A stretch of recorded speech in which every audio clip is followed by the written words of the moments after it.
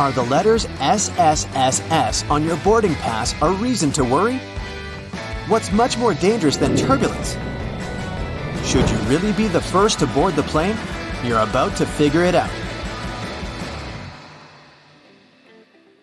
You might have noticed that most planes have blue seats. There's no mystery here. Airlines opt for this color because it's considered to have a calming effect.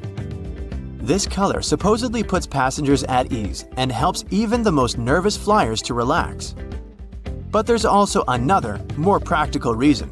Stains, dirt, and scrapes are less visible on dark blue fabric. Never throw your boarding pass away in a public place. It contains tons of your sensitive information, including your name and frequent flyer number. This, in turn, may allow someone else to check your future bookings, change your seat, or even cancel your flights. So the best way to deal with the boarding pass for a flight you've already boarded is to take it home and feed it through a paper shredder.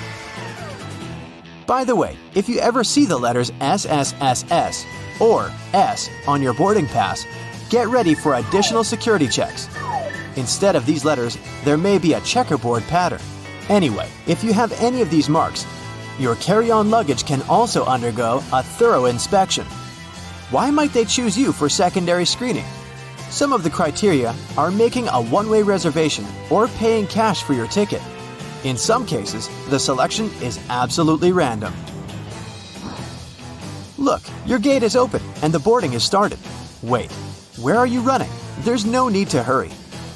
The trick experienced Globetrotters use is always board last.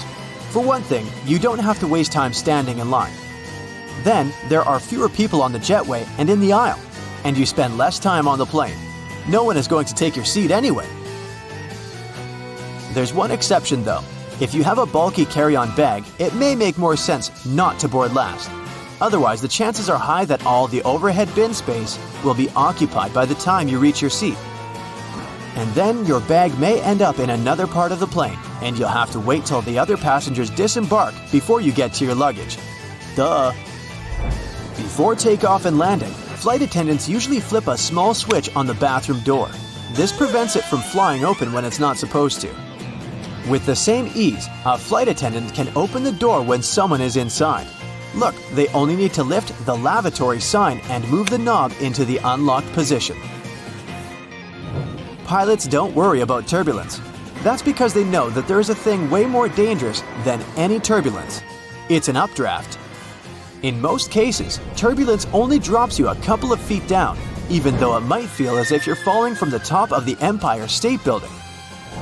If the turbulence is strong enough for the pilots to ask flight attendants to sit down, the plane can go 10 to 20 feet down. The most extreme white-knuckle turbulence is super rare. But an updraft is a big air mass, part of a storm or some other weather phenomenon, moving upwards.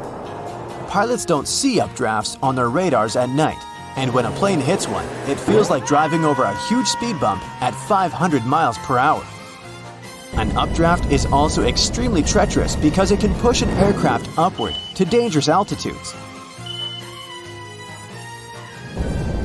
Modern planes have a special system that detects other aircraft, mountains, and different solid objects in their path. 10 miles away from another plane, and a voice in the cockpit starts chanting, "Traffic, traffic." 5 miles closer, and the same voice begins to give pilots the directions. Airplanes can operate with one engine, even during takeoff and landing. Both engines failing simultaneously is almost unheard of. But even then, a plane wouldn't drop from the sky like a rock. Pilots would have up to 20 minutes to find a suitable place to land. The way the cabin is pressurized has a great effect on your taste buds. You lose up to 30% of your ability to taste sweet and salty things. In other words, it's not that airplane food isn't tasty, you just don't feel its flavor. That's also the main reason why airline catering companies add extra salt and spices to the dishes they cook. But you know what may help you? Noise-canceling earphones. For some reason, that probably has a scientific explanation. Cutting off all that noise around can help your taste buds.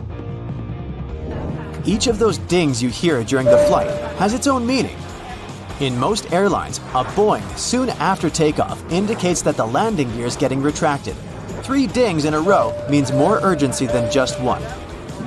A high-low ringtone informs crew members that their colleague needs them in another part of the plane. 3 low chimes means some serious turbulence ahead. Crew members are supposed to put away meal carts, take their seats, and fasten their seatbelts. If you're a nervous flyer, pick a seat in the middle of the cabin. Turbulence mostly affects the front and rear parts of the cabin. The middle section, which is over the wings, doesn't shake so much. Pilots and co-pilots eat different meals. The reason for this precaution is very simple. Imagine both pilots having the same dish and getting food poisoning. In this case, neither of them will be able to control the plane. If they still want to have the same dish and won't agree to have anything else, there's a safety net. Pilots don't have their meals at the same time. If one pilot ate the dish and still feels okay several hours later, the other pilot can brave their meal as well. What would you say when asked about the filthiest place on a plane? Nope, that's not the toilet seat. It's not even in the bathroom. Flight attendants warn that you should be particularly careful with headrests, seat pockets, tray tables, and seat belts. Experiments have shown that 1/3 of all seat belts have yeast and mold on them. Most tray tables are covered with bacteria. Seat pockets are extremely filthy too, but headrests are the dirtiest of them all. In most cases, flight attendants don't have enough time to change or disinfect them in between flights. If your captain announces they're finishing some paperwork, it means they're busy revising the flight itinerary or waiting for the ground staff to prepare the flight logbook. That's a journal that contains the official record of a journey. Some places, especially those flying long distances, have secret bedrooms for crew members to catch some shut-eye. These bedrooms, called crew rest compartments, are located either at the back of the plane or behind the cockpit. Such a compartment can have up to 10 comfortable beds where flight attendants can have a rest. Plane windows are made of super strong plexiglass that can easily cope with high speeds. And the window panes are shaped in a special way so that the high pressure inside the cabin pushes them against the aircraft body. In other words, plane windows are very unlikely to get broken. Once upon a time, plane windows were square, but the pressure built up in the corners of such windows, making them ultimate weak spots. This means that each square window had 4 weak spots. This made them likely to crash under the enormous stress of high altitudes. Luckily, making airplane windows curved solved this problem once and forever. Such a shape distributes the pressure and reduces the likelihood of cracks or any other damage. Planes regularly get struck by lightning, at least once a year or once per 1,000 hours of flight time. These days, it's totally safe. The electric charge simply runs through the aircraft's aluminum shell. It doesn't cause the plane any damage. But did you know that airplanes not only get hit by lightning, but they also trigger it? When an aircraft is flying through a cloud, the friction between its fuselage and the air creates static electricity. Sometimes it can cause lightning. Would you like a professional stylist to fold your luggage, a private chef to cook meals just for you, and an entire plane to transport your TV set that didn't fit in your private jet? That's pretty much the everyday travel reality for the top 0.1% of U.S. earners who made around $3 million per year in 2022. Compare that to the regular salary of a working American of around $60,000. And then there's the top 1% who made around $800,000 the same year.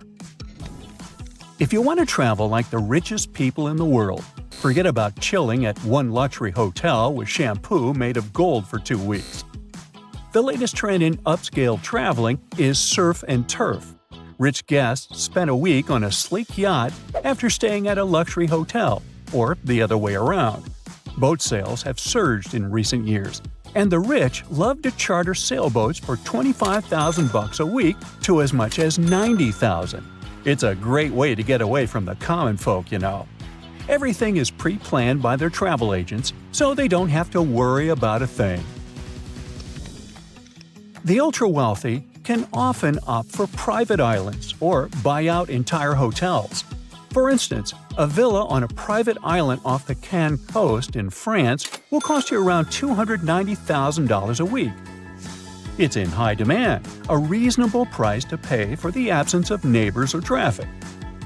And if you do miss the hustle and bustle at some point, you can always hop on a speedboat and dance the night away at one of the luxurious beach clubs. In 2023, Greece became the top destination for the richest 1% of travelers. Paros Island was the most mentioned new favorite. Italian Sicily lost its charm to them because it's overvisited by the White Lotus fans. And it's not just about the Four Seasons-operated San Domenico Palace, where the show is based, but the entire island. For winter fun, there's always Aspen and ski towns in the European wonderland, like Switzerland and France. They have exclusive hotels, Michelin-starred restaurants, high-end shops, and chalets that look richer and more luxurious than an average family house. If there's no natural snow, the artificial snow system solves the problem. Some of the best hotels have direct access to lifts that take guests to the main skiing slopes. For those who aren't fans of the European resorts, there are always the Seychelles, where you can rent a villa for about $11,000 per night at a private island resort. George and Amal Clooney like to come here. Those who don't find it cool or exclusive enough go to Antarctica by private jet from Cape Town. The trip that lasts less than 24 hours costs $195,000. Richard Branson prefers to take his vacations to a private Necker Island, is part of the British Virgin Islands, and has some beautiful wildlife around it to explore. Guests rent the whole place for $80,000 per night. There's enough room for 34 people, but not all billionaires like to share, you know. People who are among the world's richest like to be at events where they can meet like-fortuned ones. Events like the World Economic Forum in Davos, where a standard steak will cost you $150 and a drink will be $40. Then there are horse races, Miami or Singapore yacht shows, or Dubai International Boat Show. For those who love movies or showing off their lavish dresses, the Sundance Film Festival in Utah, the Cannes Film Festival in France, or Venice International Film Festival in Italy could be good options. Sports lovers travel to events like the US Open Golf Tournament and other golf cups, the Wimbledon Tennis Tournament in the UK, the Melbourne Cup in Australia, or the Monaco Grand Prix for those who love speed and expensive cars. Those who can't live without style and like to be trendsetters don't miss fashion weeks in New York, London, Milan, and Paris. For music and crazy luxurious building lovers, there are always opera balls, like the one in Vienna, Austria, or La Scala Opera House opening night in Milan, Italy. And then, of course, there are special events like birthdays. When she was turning 22, billionaire Kylie Jenner rented a super yacht for over $1 million per week. An average person would have to save up for years to rent this vessel, even for one day. Okie dokie. So they need to find a way to get to their deluxe point B, right? Well, more and more people opt for private jets. You can fly at any time, even during restrictions on commercial air travel, to any place. And you won't have to choose between chicken or pasta when the flight attendant finally reaches your seat, 35D. There are around 22,000 business aircraft worldwide, and the number is only going up. Most of these jets are in the US, and Brazil takes the second place. Germany is the leader in Europe and only ranks 5th on the global list.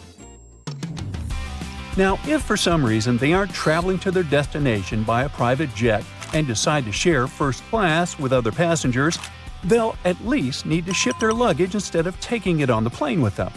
The luggage of the wealthy gets picked up from their door and awaits them at the luxurious suite or yacht on the other side of the journey. And if they want it to be done within one day, they need to pay hundreds of dollars for one bag. By the way, you don't expect them to pack their bags all by themselves, do you? It's much easier to hire someone for thousands of dollars to go through all that trouble. A professional stylist picks all the clothes that will look picture perfect and then rolls the items, puts them in bags, and makes lists of what's inside and what goes with what. The clothes aren't included in the stylist compensation, of course, so they add another 1,000 or 10 to the vacation grand total. Although the ultra-rich travelers can afford to rent any car while traveling, not all of them like to sit in a vehicle that belongs to someone else. That's why they choose to ship their own luxurious cars to their destination. It costs around $36,000 to fly a Porsche from Dubai to London with Emirates. It's enough money to buy a brand new family hatchback in the UK, but most billionaires don't like this type of vehicle.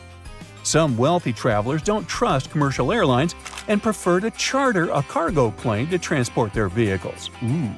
Sometimes they take a whole bunch of cars, motorbikes, and other expensive toys. Covered trucks in the country of destination transport all this beauty to the client's address or a garage of their choice. Owners don't like stranger delivery drivers to add miles to their shiny vehicles. This whole delivery service costs several millions. Some cars have only sentimental value for their own and are worth way less than their deluxe delivery. One really well-off man even hired a cargo plane for his Samsung TV that couldn't fit through the door of his jet. Oh, rich people's problems. They can afford to eat at any restaurant in the world, but it would be too mainstream, so they prefer to bring their private chefs on vacation. These professional cooks know their clients' diets and health goals. For luxury travelers, consistency and routine are too important to trade them for public restaurants. For chefs, it's often a chance to travel for free and get a good salary at the same time. Sometimes the clients will even fly the family of the chef with them if traveling happens over the holidays. This job has high demands and can be really stressful with varied working hours. Sometimes they have to spontaneously cook dinners for 16 people or find rare ingredients at locations with basic grocery stores. And of course, everything they overhear during meals must remain a top secret. You know how they say, when in Rome, do as the Romans do? Meaning, in Rome, you need to make sure your goldfish has a deluxe bowl to live in. In Nigeria, don't you dare to bring your own wheelbarrow. And perish the thought of adding as much mayo as you want to your dish when you're in France. Yep, bans around the world may be surprising, to say the least. Number 1. You will never see a good old doorknob in Vancouver, Canada. Some time ago, the city changed its building code to require the use of cool and sleek door levers instead. This change is all about making buildings more accessible and easier to use. Not only new buildings are getting a new makeover, even Vancouver's historic City Hall had its fancy Art Deco doorknobs replaced with shiny gold levers. But it's not that you can't legally have it in your house. There isn't a team of doorknob police coming to your house to confiscate your knobs. You can keep them as long as you like.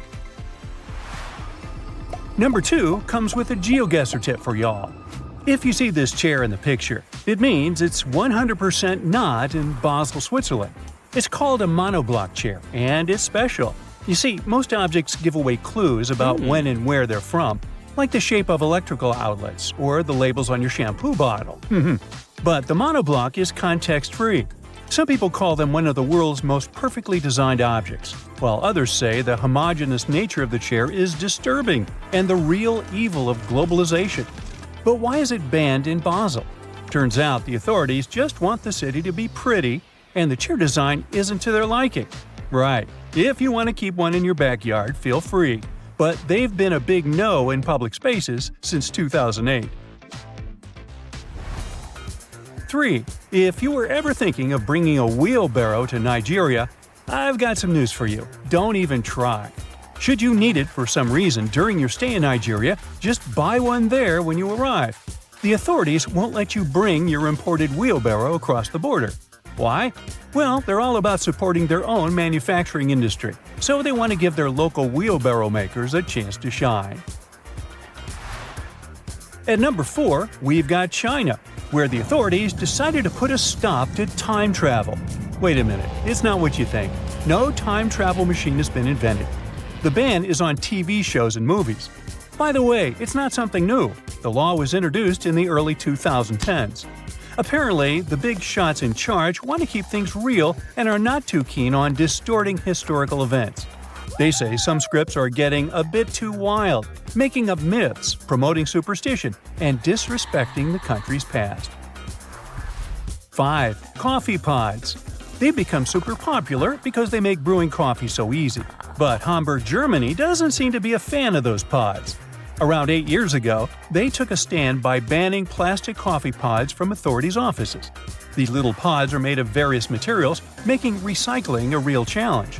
While it's true that these coffee capsules can create a lot of problems, they're still loved by many. In fact, they've become a big hit in the US and Europe, making up a chunk of the coffee market. Hamburg is hoping to lead the way in showing people just how wasteful these pods really are. Number 6. Chewing gum. It has been banned in Singapore since 1992. The ban was put in place to stop people from sticking gum in all sorts of weird places, like subway doors, lock cylinders, and elevator buttons. Yuck. But costly train shenanigans were the last straw for the authorities. The ban was put in place after some serious gum incidents on the Mass Rapid Transit or MRT trains in the late 80s. Some mischievous pranksters have been gumming up the works on MRT trains by sticking chewing gum on the door sensors. That caused a sticky situation and messed up train services. And there you have it, chewing gum got completely banned. Now, just a note here, yep, these are gums prescribed for therapeutic or dental reasons. And yep, they're still allowed. Also, don't get this whole ban wrong. It's not illegal to chew gum in Singapore. So if you come there as a tourist, you can bring in a little gum for personal use if you're traveling. Just do not stick it under this nice park bench, okay? What will create you a ton of troubles, though, is importing and selling chewing gum. Iceland is number 7 in our ban hit parade. Back in 1994, Reykjavik was like, no dogs allowed. It wasn't because they were all about cats, it was to stop this nasty tapeworm from spreading. The disease was serious business, causing all sorts of health problems. But don't worry, dogs are cool now as long as they follow the rules.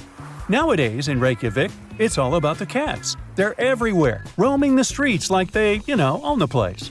You can't walk 2 steps without seeing a furry little friend begging for attention. These Reykjavik kitties are so popular that they even have their own Facebook page. People love them, and some even carry around treats just in case they come across a friendly feline. And since there aren't many threats to cats in Iceland, they're thriving. 8. The Philippines. Now this one is really weird. Singing My Way in karaoke bars is sort of banned in this country.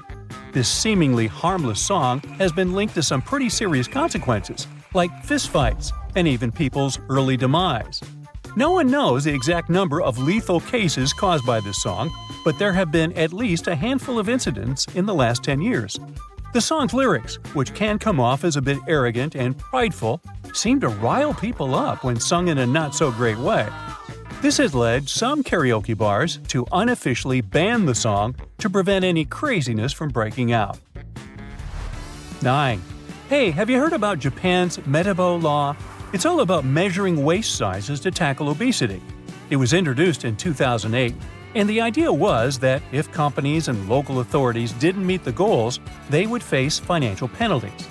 The Ministry of Health believed this campaign would help prevent various health conditions. So, every year, people aged 40 to 75 had to get their waist measured. Employers and local authorities needed to make sure at least 65% of people participated.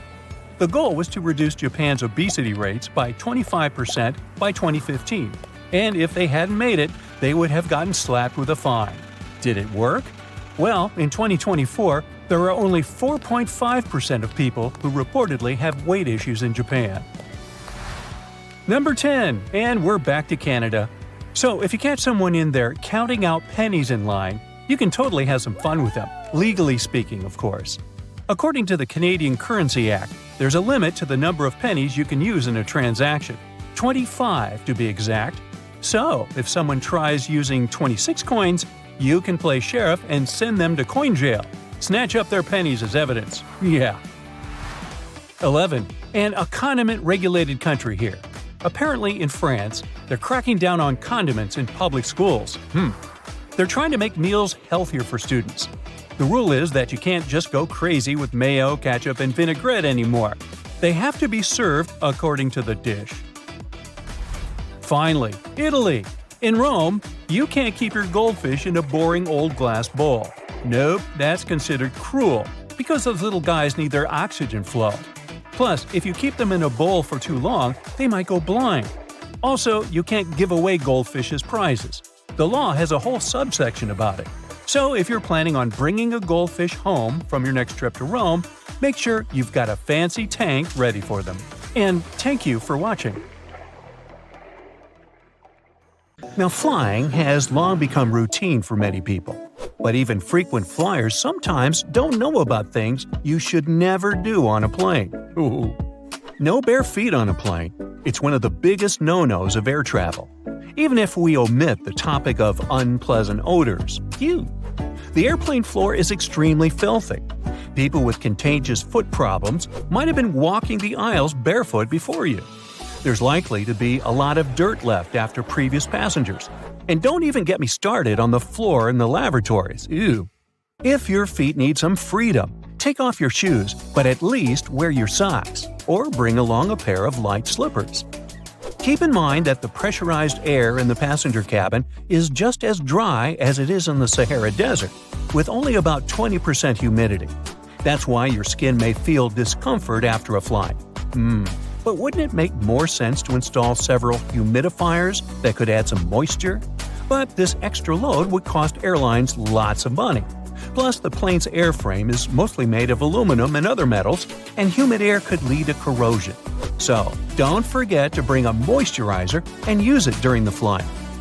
Always secure your tray table as soon as the plane starts moving on the tarmac, and never lower it during the takeoff and landing.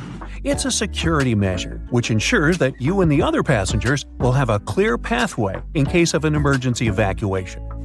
Also, keep your seat in an upright position during takeoff and landing. First of all, a reclined seat can seriously slow down an emergency evacuation, since it will block a person sitting behind.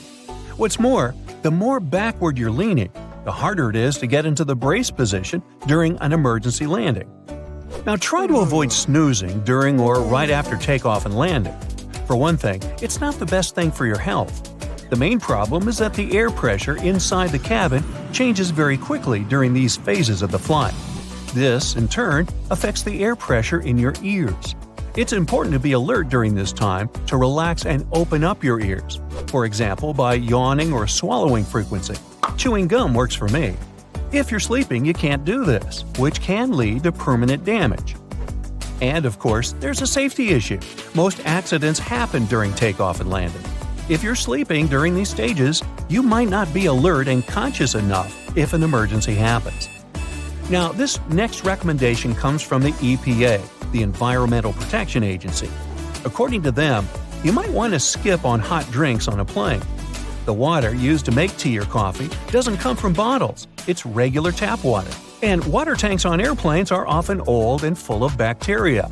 In 2004, there was a study which found that more than 12% of water samples contained harmful bacteria. But if you still decide to have a cup of hot beverage on a plane, never pour coffee or tea on your own.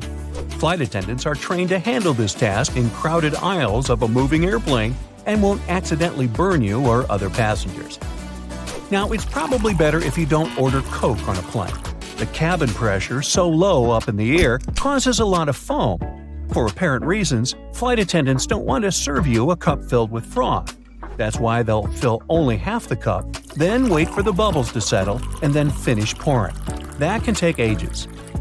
Keep your air vent open. This way you'll minimize the spread of germs. Planes have high-quality air filters. They'll catch up to 99% of all airborne germs, so you should be safe there. But make sure to wipe that tray table. With 8 times more bacteria than the toilet flush button, it's the dirtiest place on board. Another thing you should avoid is leaning your head on the window if you have a window seat. You never know who occupied your seat before you, and, in any case, the glass is likely to be covered with germs. Say no to backless sandals and high heels on a flight. I do. There are very serious safety reasons for such a request. The first is that both these types of footwear make it very difficult to evacuate the aircraft fast. If you wear high heels, you will anyway have to leave them behind in case the crew is using emergency slides during an evacuation. The heels are very likely to damage the slide, so off they go. Now ask yourself, do you really fancy running away from the airplane barefoot? I'll answer that for you. Nope. Instead, wear sturdy shoes with a solid sole. In this case, you won't find yourself standing on the hot tarmac or in the weeds without any footwear at all. Don't stuff heavy objects into overhead compartments. Your things may not stay inside during severe turbulence, and while falling out, they will injure you and other passengers. Ow! That's why, if it feels difficult to lift something into the overhead compartment, better put it under the seat in front of you or elsewhere. Now, don't blame the pilots for the hard landing. When you experience it in bad weather, it might be intentional. If the runway is covered with water or snow, the plane has to touch down hard in order to break the water layer and prevent aquaplaning. Otherwise, the water can perform the role of a lubricant, and the plane won't be able to brake or respond to any control.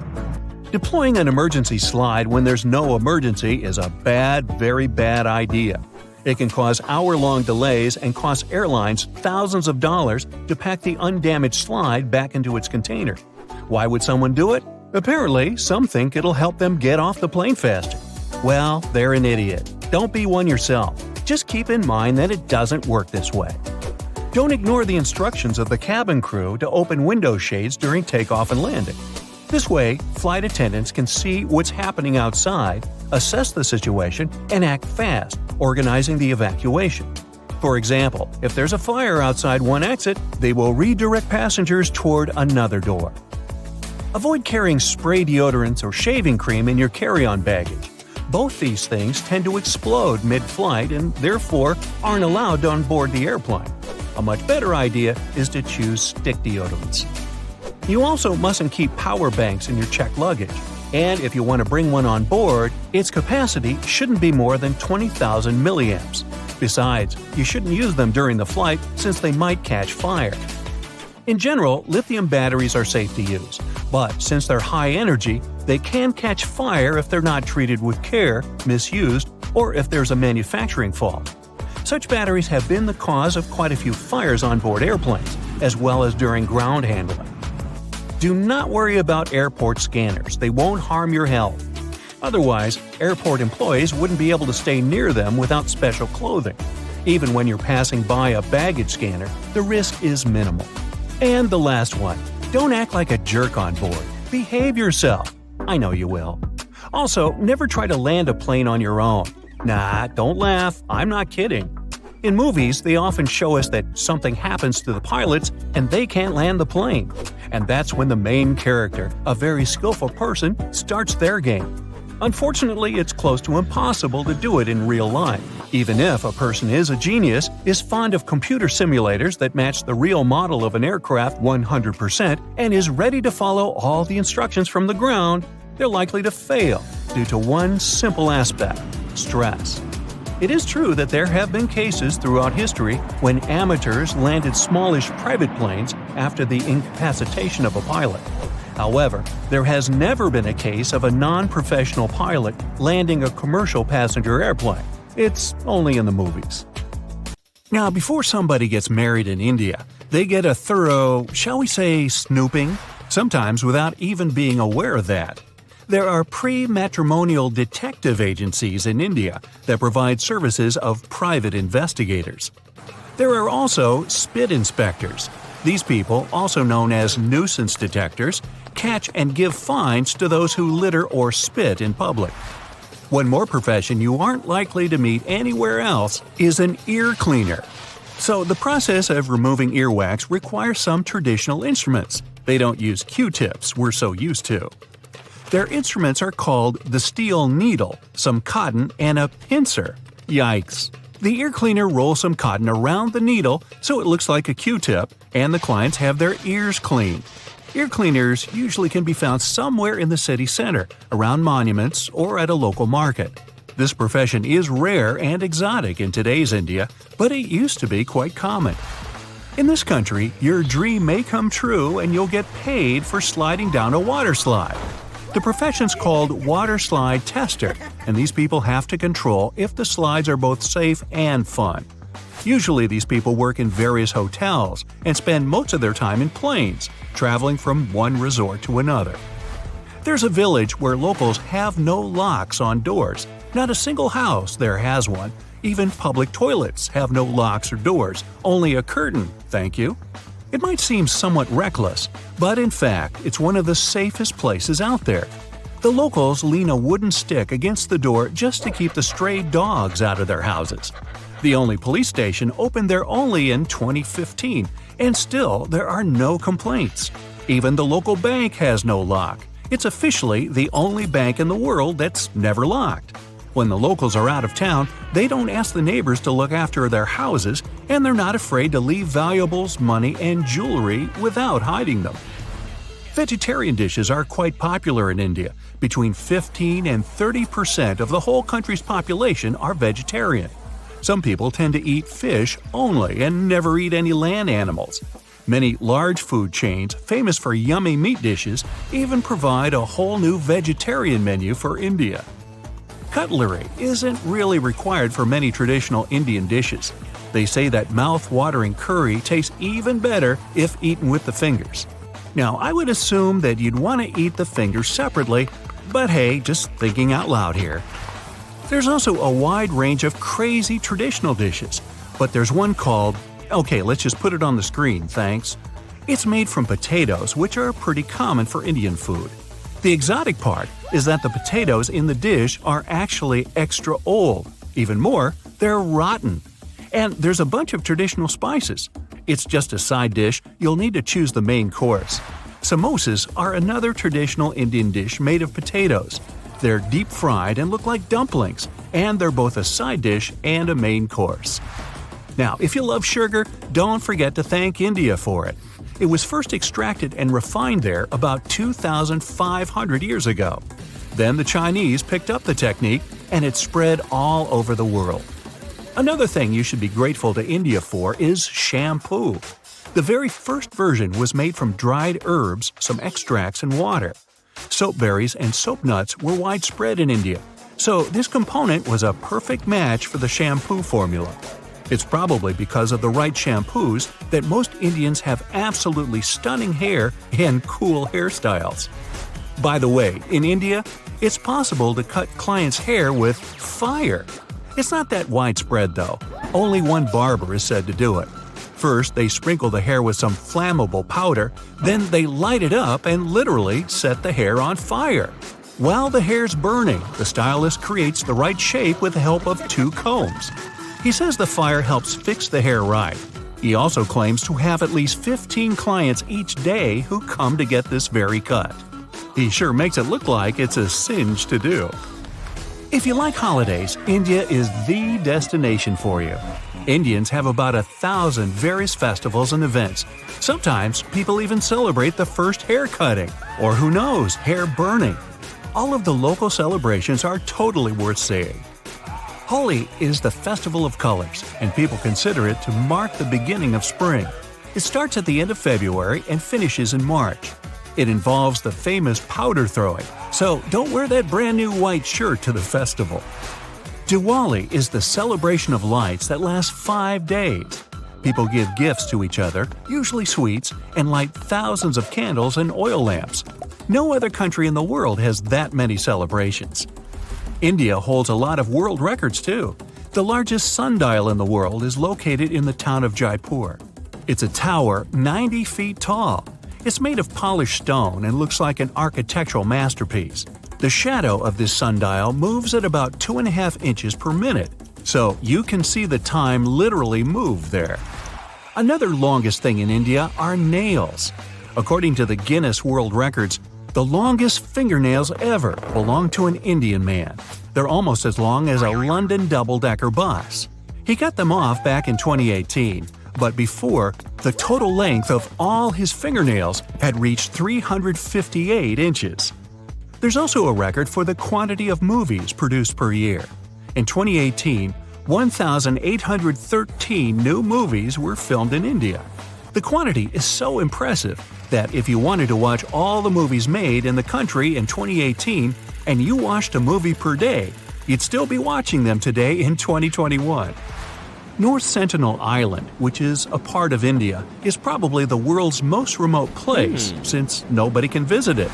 Strangers aren't welcome there. The locals are quite introverted and would always reject any contact from outside. No ship is allowed to come closer than 5 nautical miles, and special people always patrol the area. It's one of the very few places in the world that has no modern civilization. Recently, the island's been open to the researchers, but tourists still can't visit it.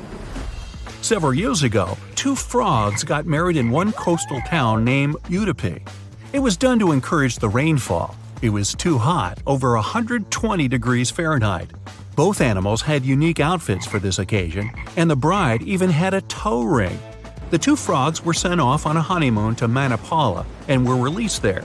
Sadly, each of these guys had to go their own way a couple of months later because the locals had to stop the downpour that started soon after their wedding somehow.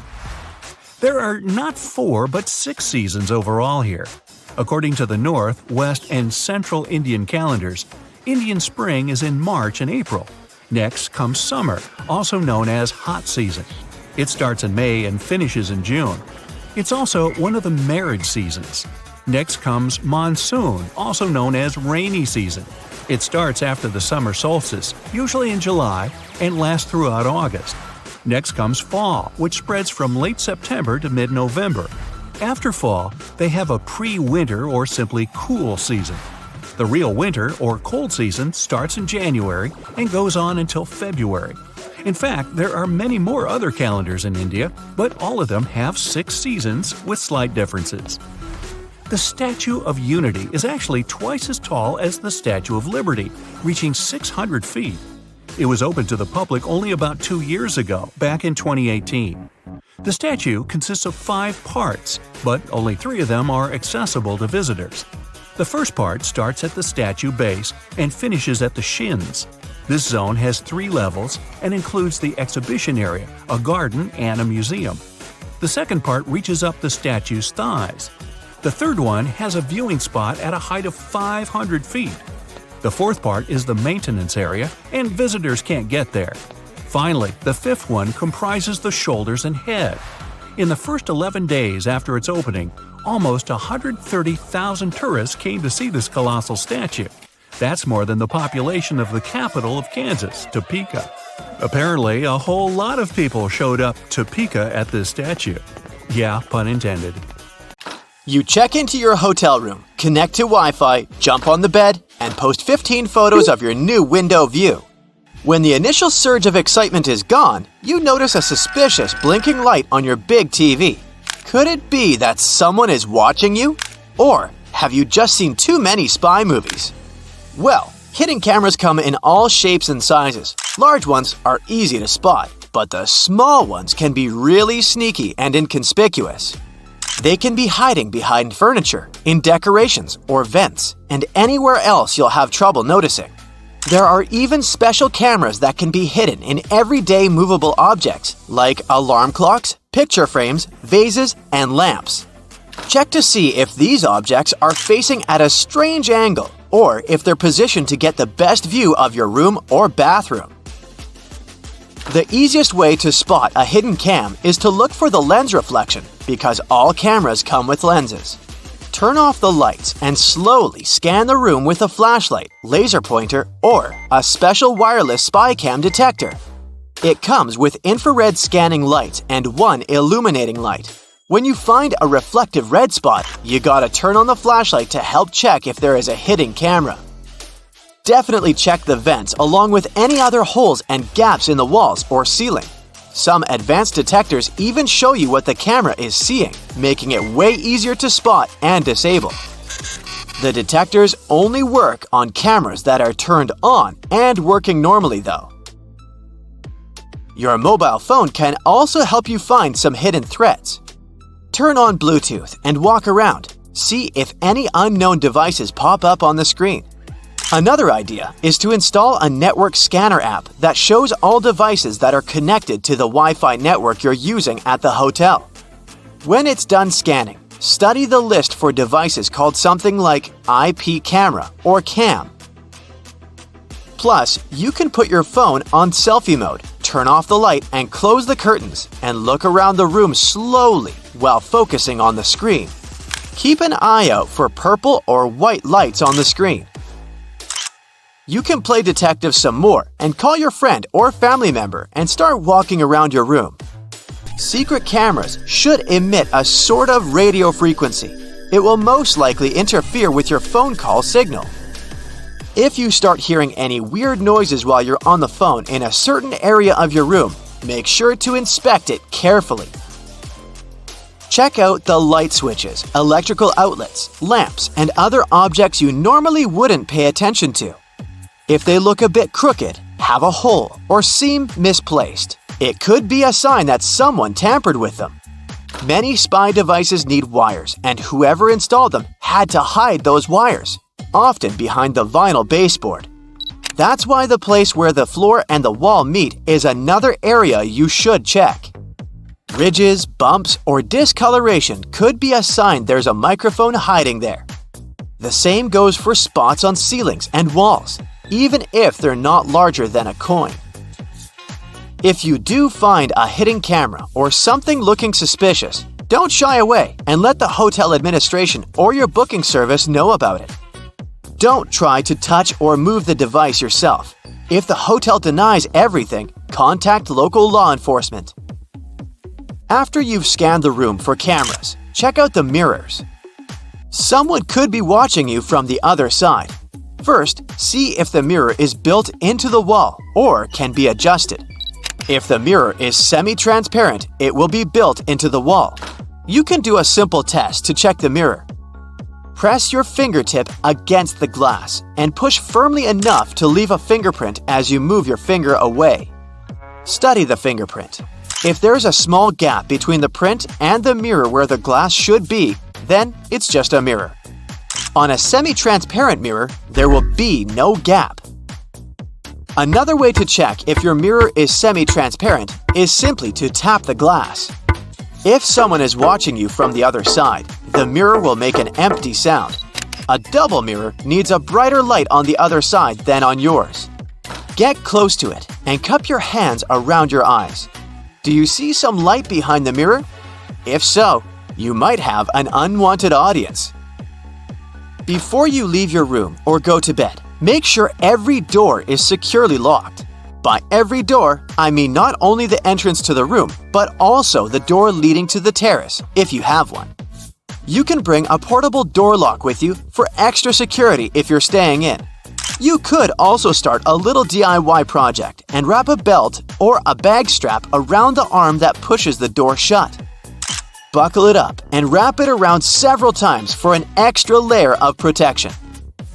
Another idea for when you're about to nap or go to sleep is to build a pyramid of stuff by the door.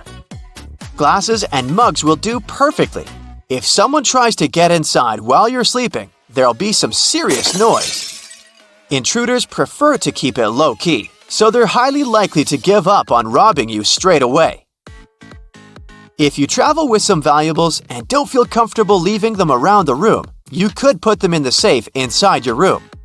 But because those safes use passcodes instead of physical locks, someone from the hotel has to know the master code to unlock it, just in case. So, you can bring your own safe with you instead. You can find the ones looking like books on Amazon, for example. They're made of strong metal and textured paper. They come with a combination lock and have enough room to fit your passports, cash, and jewelry. In case you have to leave your laptop in the room and want to make sure no one plugs in a USB drive to steal your data, here's what you can do. Leave a bottle of water or some other item next to the USB port. Measure the distance. Let's say it's 1 thumb length away. For someone to plug in their device in the laptop, they need to move the bottle. You can take it one step further and drop a pen parallel to the laptop under a certain angle. You can measure the angle with your smartwatch or phone using the compass app. Again, if someone moves it, you'll know. Even something as simple as a "Please do not disturb" sign can help you figure out if someone entered your room while you were away. Make it look like you left in a rush and the sign accidentally stuck between the door and the door frame. If you come back and the sign is hanging freely, then someone must have ignored it and tried to disturb you. In that case, you can contact reception and ask to send someone to enter the room with you to keep you safe. If you care about the cleanliness of your room as much as you do about your belongings and your personal safety, this one's for you. Hotel housekeeping workers normally have up to 20 rooms to take care of on an 8-hour shift. It means they'll have no more than 30 minutes for your room. It gives them enough time to make the bed, clean the floors in the room and the bathroom, empty the trash bins, and dust all surfaces. But they rarely have the time to take care of smaller objects like light switches, door and drawer handles, and remotes. And yes, these are exactly the objects you'll be in contact with the most. They can actually have more germs than the toilet. So if you want to be sure those germs won't land on your hands, bring enough antibacterial wipes to clean all those things before you touch them. Hey there! Quick question. What is the capital of Japan? If you said Tokyo, then you got it right. Tokyo is one of the most modern and colorful cities in Japan. But for over 1,000 years, Kyoto occupied that place. Yeah, I know, the names are similar. But while Tokyo is the futuristic center of Japan, Kyoto is one of the most traditional and historical cities in Japan. It's known as Japan's cultural capital. Let's play a game of Spot the Difference. Here are two photos. The first one is from Tokyo, and the second one is from Kyoto. Can you tell what is the main difference between both? Hold that thought for one more second. Here are two more pictures. The first one is from Asakusa, a neighborhood in Tokyo, while the second one is from Kyoto. What would you say is the main difference here? Well, you can probably guess where I'm headed. If you didn't figure it out, I'll spell it out for you. The main difference is in the colors. If you've ever had a chance to travel around a bit, you probably noticed how cities have certain color themes. Like Rome is terracotta, and Paris varies in tones of gray and sepia. Looking at these images, one can see that Tokyo is bright, electric, and looks even a bit chaotic. And Kyoto is monochromatic and gives the impression of being calmer and more peaceful. It's fascinating to see that what causes this distinction between both cities has to do with a certain landscape law. You see, in 2007, Kyoto passed a new law prohibiting colorful street signs. The law also wanted to standardize overall constructions to make the city look more homogeneous. Since Kyoto was Japan's capital city for such an extended period of time, it was built using traditional feng shui architecture and principles. That's why so many of the buildings have that traditional Asian shape to them, the one with the curvy ceiling, like you see in the Mulan movie. Sure, this style is very far from what modern architects are doing today. If you take a look at Tokyo, you'd see glass skyscrapers rather than these old buildings. But that's all part of a bigger plan, set in motion by something called the Miyako Landscape Guidelines. The municipality's main argument to pass the law was that Kyoto was losing its unique landscape due to Japan's modernization. If Kyoto were to follow in Japan's footsteps and build humongous skyscrapers, citizens would lose their view of the 3 mountains that surround the city. And let's face it, nobody would want that to happen. Plus, it's nice that you can go to different cities in Japan and notice that they are unique in their own way. If the landscape law was to be effective in all of Japan, we wouldn't get to see architectural marvels such as the Tokyo Sky Tree and the Asahi Flame Building. Now take a look at the Akihabara district in Tokyo. It is known as one of Japan's most modern neighborhoods. It's filled with top-notch technology at every corner. And yes, it's also filled with signs everywhere. If we compare it with Kyoto after the passing of the new law, the first thing that would have to go are the rooftop signs.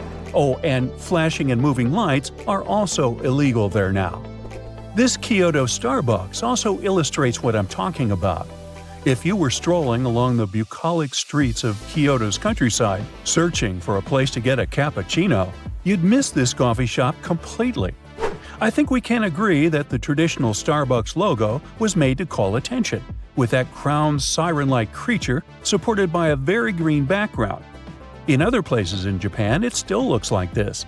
But in Kyoto, the brand went above and beyond to respect the new guidelines and produced this beautiful wooden logo and a little plaque that says this building has lattes. Yes, indeed. There are multiple examples like this.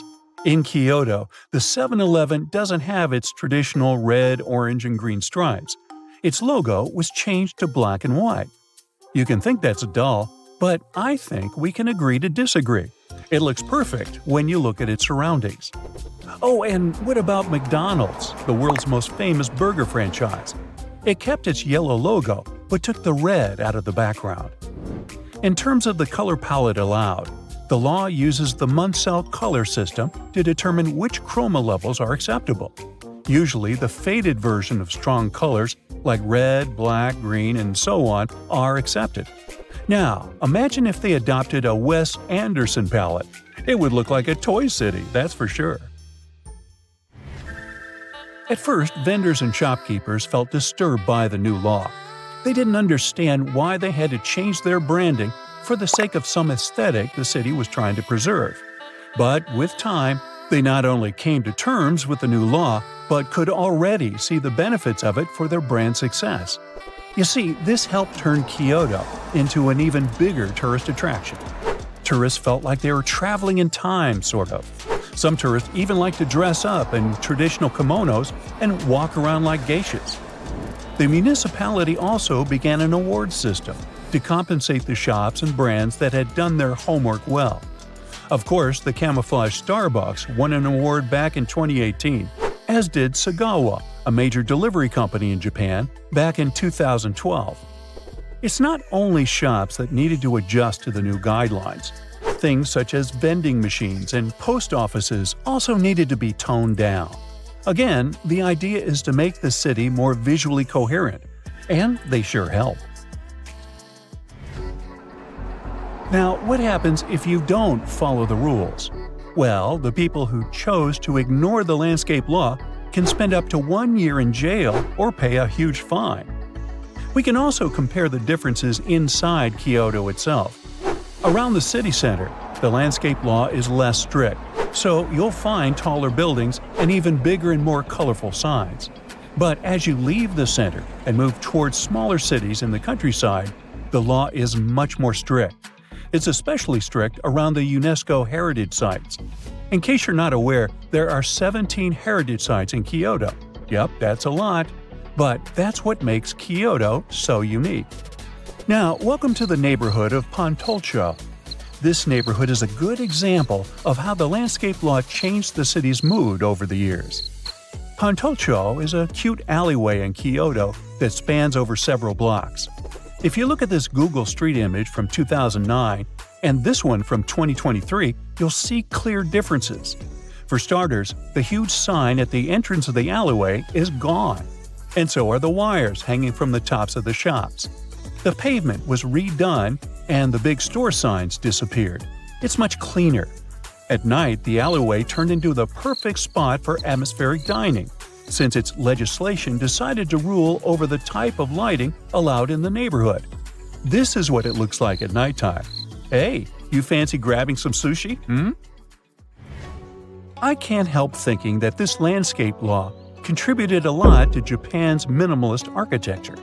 Although images like these ones in Tokyo are far from the idea we have of this minimalist aesthetic, Kyoto falls right into place with it.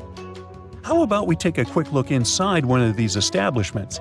The Starbucks we mentioned earlier also invested in turning its interior design local. It's the first ever Starbucks where you can drink tea on a tatami floor. You can sit cross-legged, like many Japanese people do, and enjoy a delicious hot beverage. I must say I quite like the new Kyoto. How about you? Picture this. You're planning your dream holiday. But instead of going to a tropical beach or a bustling city, you're thinking about going to space. Imagine yourself floating, weightless, looking down at Earth from a whole new perspective. The beauty and wonder of our planet become even more evident when you're viewing it from a distance. And now, this dream can come true. Yes, you heard that right. Space tourism. Space tourism is something that has fascinated people for generations. This idea has been around for almost 20 years. We've seen it in movies and read about it in stories. But now, thanks to advancements in technology, it's finally becoming a reality. The first space tourist was a businessman named Dennis Tito. He visited the International Space Station in 2001. Sounds incredible, but here's the catch. Tito's trip cost a mind-boggling $20 million. That's a lot of money, and it made space travel seem like a dream that only the super rich could afford. And it's true that space tourism can be quite expensive. But a lot of time has passed since that day, and now space tourism is becoming more attainable for people who aren't billionaires. Of course, the industry is still in its early stages, but the demand for it is skyrocketing, pun intended. Experts believe that it will continue to grow at an incredible rate of around 40% every year from 2023 to 2030. So, with all this in mind, let's talk about what awaits us in the near future. There are different types of space tourism. First up, we have suborbital spaceflight. It's the trip where you reach an altitude of over 300,000 feet, which is way higher than any airplane can go. In fact, it's so high that you cross a special line called the Kármán line, which marks the boundary of outer space. How cool is that? So it's basically like a quick jump into space and back. So let's talk a bit more about suborbital spaceflight. Imagine you want to go on vacation to Sydney, but you live in London. Normally, it would take you about 22 hours to get there by plane. That's a really long time to sit on a plane. But guess what? Scientists and engineers are working on a new way of traveling that could make the journey from England to Australia super fast and exciting. Suborbital space trips could be used for quick travel between different cities on Earth. Instead of flying in a regular airplane, you would hop on a spacecraft that can go really, really fast. According to a recent study, in the near future, it might be possible to fly from London to Sydney in less than 2 hours. Just imagine how amazing that would be. You would zoom up into space, see the Earth from above, then come back down in no time at all. What an adventure! This study, conducted by the UK's Civil Aviation Authority, was all about understanding how our bodies react to trips outside Earth's atmosphere. To figure this out, the researchers needed some brave volunteers. They recruited 24 healthy people between the ages of 32 and 80. These volunteers were taken to a special training facility called an RAF centrifuge in Cranwell. A centrifuge is a big machine that looks like a giant spinning chair. The volunteers were sat in there to experience a simulation of spaceflight. They were spun around, and their bodies felt the pressure and changes in gravity that happen when you go into space. Almost everyone handled the simulation pretty well and quickly returned to normal. One person even briefly lost consciousness, but it was because of the gravitational forces, and they recovered soon after. Now, this study found some surprising things. Many people think that you have to be really fit and young to handle space flights. But the research showed that older people can actually cope better with all this gravity craziness. So even if we don't develop space tourism in the next decade or two, you'll still have a chance to visit space even when you get old. Right now, there are two big players in the suborbital spaceflight game: Virgin Galactic and Blue Origin. Both of these companies have rocket-powered systems that can take up to 6 passengers on a thrilling ride. Virgin Galactic has already had 4 successful flights, but they recently ran into some financial trouble. On the other hand, Blue Origin has flown 32 passengers on their new Shepard rocket. The catch is pretty obvious.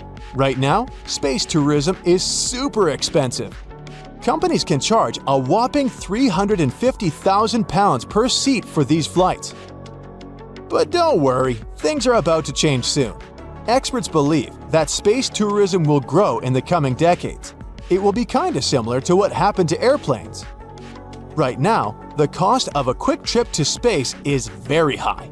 But as time goes on, the prices will go down. Eventually, space tourism will become more affordable and accessible to people all around the world. That means not just our children, but many of us will have a chance to experience the wonders of space. As technology advances, we might even be able to plan rocket-powered holidays in the future. Can you imagine telling your friends that you went on a vacation to space? What a flex! And now, let's talk about orbital spaceflight. This is the real deal, where you get to spend more time in space. Instead of just a few minutes, you can spend anywhere from a few days to over a week up there. And we're not talking about a measly 300,000 feet anymore. We're talking about going over 1.3 million feet high. So whether you're up for a quick jump into space or a longer adventure orbiting our planet, space tourism has something for everyone.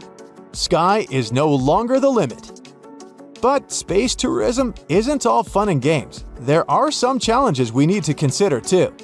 First off, let's talk about the environment. Launching spacecraft and rockets takes a lot of energy and can create air and noise pollution. This can seriously harm our atmosphere. We don't want to trade a cool space trip for a damaged planet, right? Next, there's the issue of safety. Space travel is still risky, and accidents can happen. Even with safety protocols in place, there's always a chance of something going wrong. And if it does, the consequences could be really, really bad. Yikes! Space debris is another concern. Every time a spacecraft is launched, it leaves behind debris that can stay in orbit for a long time. As more launches happen, the amount of debris keeps growing. This can cause problems for other spacecraft, and even small pieces of debris can cause damage. Space travel also requires a lot of resources like energy, fuel, and materials. Using up these resources too quickly could have long-term consequences for our planet and future generations. We need to make sure we're not depleting everything in our quest for space exploration. Oh, and let's not forget about all the legal stuff. The rules and regulations for space tourism are still evolving, and it's not always clear who should be responsible if something goes wrong.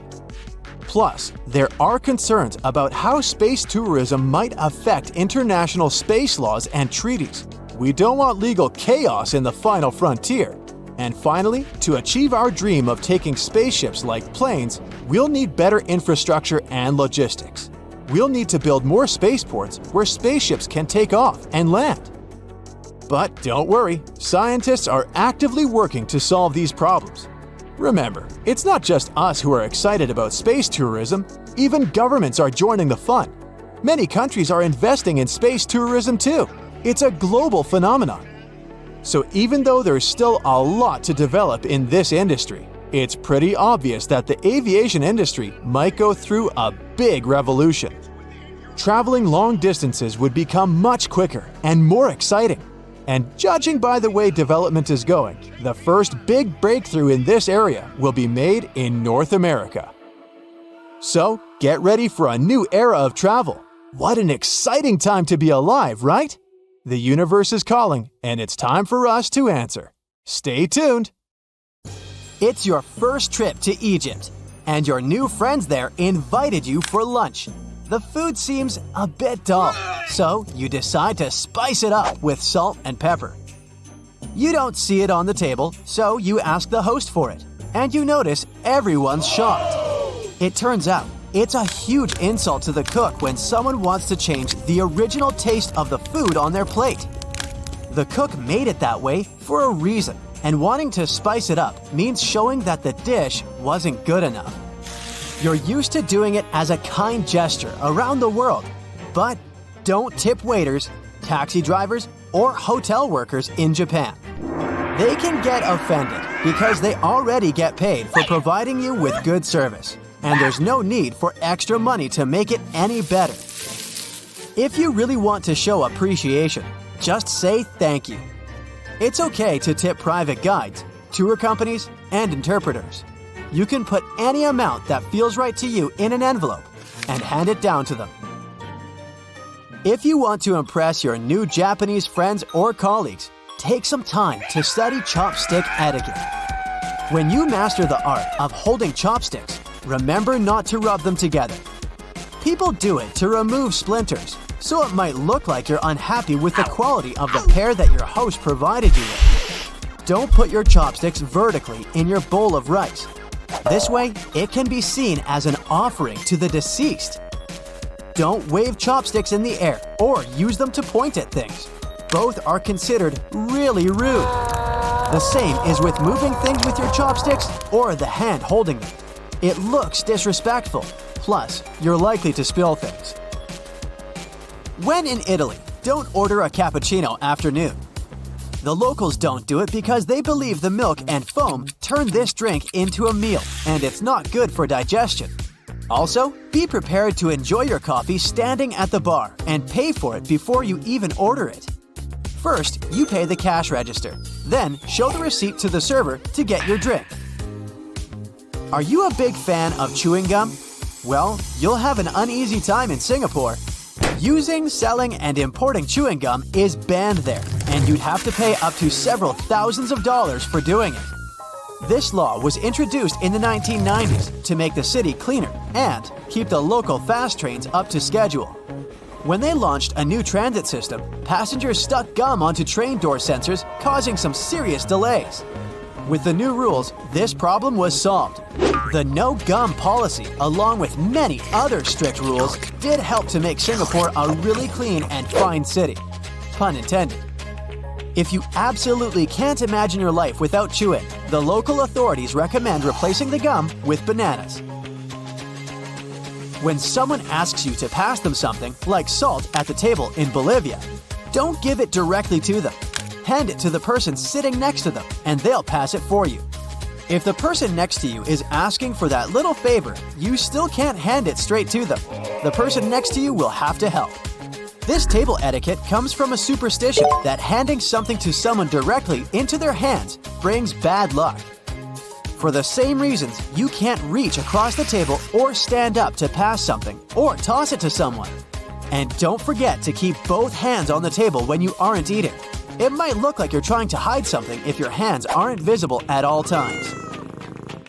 When you arrive for a meal in Jordan, the hosts may give you some bitter Arabic coffee as a warm welcome. Don't try to stretch it for the rest of the evening. The polite thing to do is empty it fast. Only when everyone's done with the drink do people go back to socializing. As you pass the empty cup to the hosts, make sure to jiggle your wrists. If you just pass it without jiggling, it will mean you're asking for a refill. Don't rush to arrive at an event on time in Venezuela. People might think that you're rude or greedy. The polite thing to do is to be 10 to 15 minutes late. Events scheduled for 7 o'clock will often begin at 8 o'clock or later. A popular story goes that in the 1980s, a foreign reporter arrived at a press event more than an hour late. When he saw the room was mostly empty, he went to apologize to the host for missing the event. The host then told him he was the first reporter to arrive. It's quite interesting because the clocks in this country have officially been 0.9 seconds ahead of the rest of the world for years. Are you planning to travel by bus in Ireland anytime soon? Don't forget to thank the driver for the ride on your way out of the bus. You'll hear an overwhelming majority of locals do it loudly, as it's basically not optional. Choose the gift wisely if you've been invited to a home in Vietnam. It's okay to bring fruit, sweets, or incense. Handkerchiefs are believed to be a symbol of a sad farewell, and cutting tools are a sign of cutting relationships. So don't bring those. Wrap your gift in colorful paper and don't opt for black. The locals believe this color to be a bad omen. When you present the gift, hold it with both hands. And don't be surprised if the hosts don't open it right away. It's done after the giver has left. Don't leave anything on your plate in India. It's a sign of disrespect for the food you were served. Food is considered sacred in the country, so it would upset your hosts a lot. So, wash and dry your hands before starting the meal. Don't forget to praise the cook and wait for the eldest to stand up before you leave the table. In South India, it's common to serve food on a banana leaf. You gotta fold it over from the top when you're done with the meal. Folding it from the bottom means you weren't satisfied with what you got. It might be a good conversation starter elsewhere, but don't brag about your achievements in Denmark. The locals believe that everyone is equal, so you won't hear them talk about their successful careers or talents or how special they are. And they expect the same from you. If you're looking for a good topic, they'll gladly talk to you about the greatness of their country. The Danes are really proud of it and all its wonders. If you're going on a trip to Germany and plan to drive on the famous Autobahn, make sure to tank up before you hit the road. Stopping, parking, making U-turns, and backing up on this super speedy highway is illegal. Yes, even if you have to stop because you've run out of gas, you'll have to pay a fine since you were supposed to plan things better. And although the Autobahn technically doesn't have a speed limit, watch out if you're passing by urban areas like Frankfurt, Berlin, and Munich, or construction works and heavy traffic. There will be special speed instructions for these spots. In case you're planning to explore Cyprus by car, quench your thirst before you start the vehicle. Drinking anything, including water, isn't allowed while driving on the island. So if you can't resist snacking or drinking behind the wheel, prepare to pay a fine. In Ethiopia, you gotta think twice before choosing a gift for someone. They see it as a debt they'll have to repay in the future. So, if you bring something really expensive, the receiver will either have to spend a lot of money on a return gift or feel indebted to you.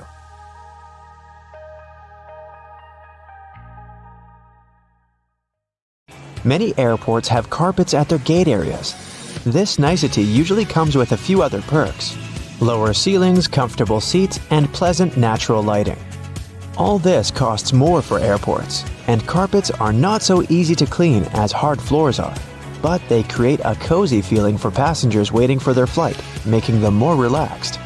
Still, it isn't a gesture of goodwill on the part of airports. According to social research, calm passengers are about 7 to 10% more likely to go window shopping and actually buy something in the lounge area or duty-free zone. So, by investing in the passenger's comfort, airports actually increase their own income. If you ever wanted to know what happened to your baggage while you're on board a plane, the short answer is that airport staff don't actually know once it leaves their territory, and they probably really don't care. Sorry. Baggage is sorted automatically. Scanners scan the barcode and sort the baggage according to its destination. The three main tasks of airport baggage handlers are to move your bags from the check-in area to the gate, to move them from one gate to another when you have a connection, and to move your bags from the plane to the baggage claim area. And that's it. So if your luggage doesn't move fast enough, it can be late for your connecting flight, or the exact opposite. Your bag gets to your destination before you do because you're stuck at passport control. Another problem can arise if you forget to tear off any old stickers showing a different destination. In this case, the scanner might send your luggage to the wrong country. Most airports are equipped with giant kitchens where the food for passengers is prepared. These kitchens usually cook food for different airlines at once. And since that oh-so-delightful airplane food must be cooked for about 6 to 10 hours in advance, these kitchens have to work 24/7. And however surprising it might sound, the menu for your flight is developed up to a year in advance. This is a common practice for most airlines because every single ingredient matters and adds to expenses. In fact, one airline managed to save $40,000 after they removed just one olive from every salad they served on their flights. Airport staff sometimes ask passengers to rub their hands on a piece of cloth before putting it into a special machine. It might seem kind of scary, but it's actually harmless. You're simply being checked by a machine called an atomizer. Before their working day starts, employees put samples of dangerous chemicals into the machine. The machine memorizes these smells, and in case a person's hand smells like those chemicals, it alerts airport staff to this danger. You know how it sometimes goes. You come to the security checkpoint and suddenly it turns out you have something prohibited to take on board in your carry-on. But don't worry, all the things seized during the pre-flight inspection can be stored at the airport for as long as 3 months. On top of that, you have an opportunity to mail them any address inside the country. Things taken away by security and weren't claimed can also get sold at special auctions and are delivered worldwide. If you have a long layover between flights, going to the nearest hotel to rest might not be the cheapest option. There's a much better trick. Check if the airport or airline sells 24-hour access to the VIP lounge zone. In most cases, you can have free snacks and drinks there and use free shower cabins and rooms for rest at a very affordable price. In multi-terminal airports, search for underground passageways connecting terminals that most people might not know about. For example, at Frankfurt Airport in Germany, there's a walking tunnel between Terminal 1 and Terminal 2 that's mostly used by employees since passengers are simply unaware of its existence. There's an actual term for the first 60 minutes after you clear check-in. The golden hour. It's the time that passengers statistically spend more money in retail and duty-free areas of the airport. And having the most comfortable seats in those areas right in front of the shops is a clever trick to lure you in for shopping. Let's admit, sitting in front of a comfy chair while looking at a flashy sign or shopping window can be tempting, and that's exactly what the airports want you to feel. If your flight is overbooked and you can't fly at the designated time, don't hurry to accept the first voucher you're offered as an apology. Normally, airlines keep raising the stakes until they have enough volunteers to give up their flight seats. And if they don't, and you've been bumped in voluntarily, you can insist on a cash refund instead. Depending on your ticket price and the time of your delay, you might be entitled to as much as $1,300. Most airports have specific experts called profilers. These people practice what's called SPOT, or the screening passengers by observation technique.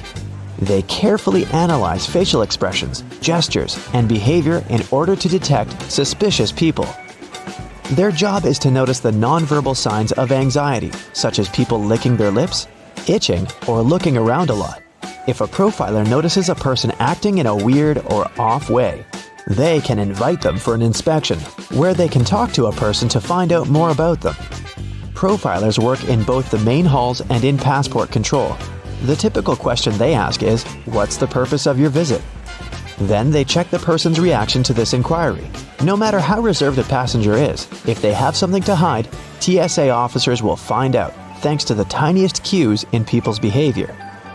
Before your luggage even gets on the plane, it goes through 5 security levels, and one of them, besides scanning the contents, includes being checked by a special dog that can sniff out dangerous chemicals. It's a well-known fact that a dog's nose is much stronger than that of any human. In fact, dogs distinguish smells from 10,000 to 100,000 times better than people do. No wonder airports take advantage of this super sense for security and regularly use these sniffer dogs to detect suspicious substances.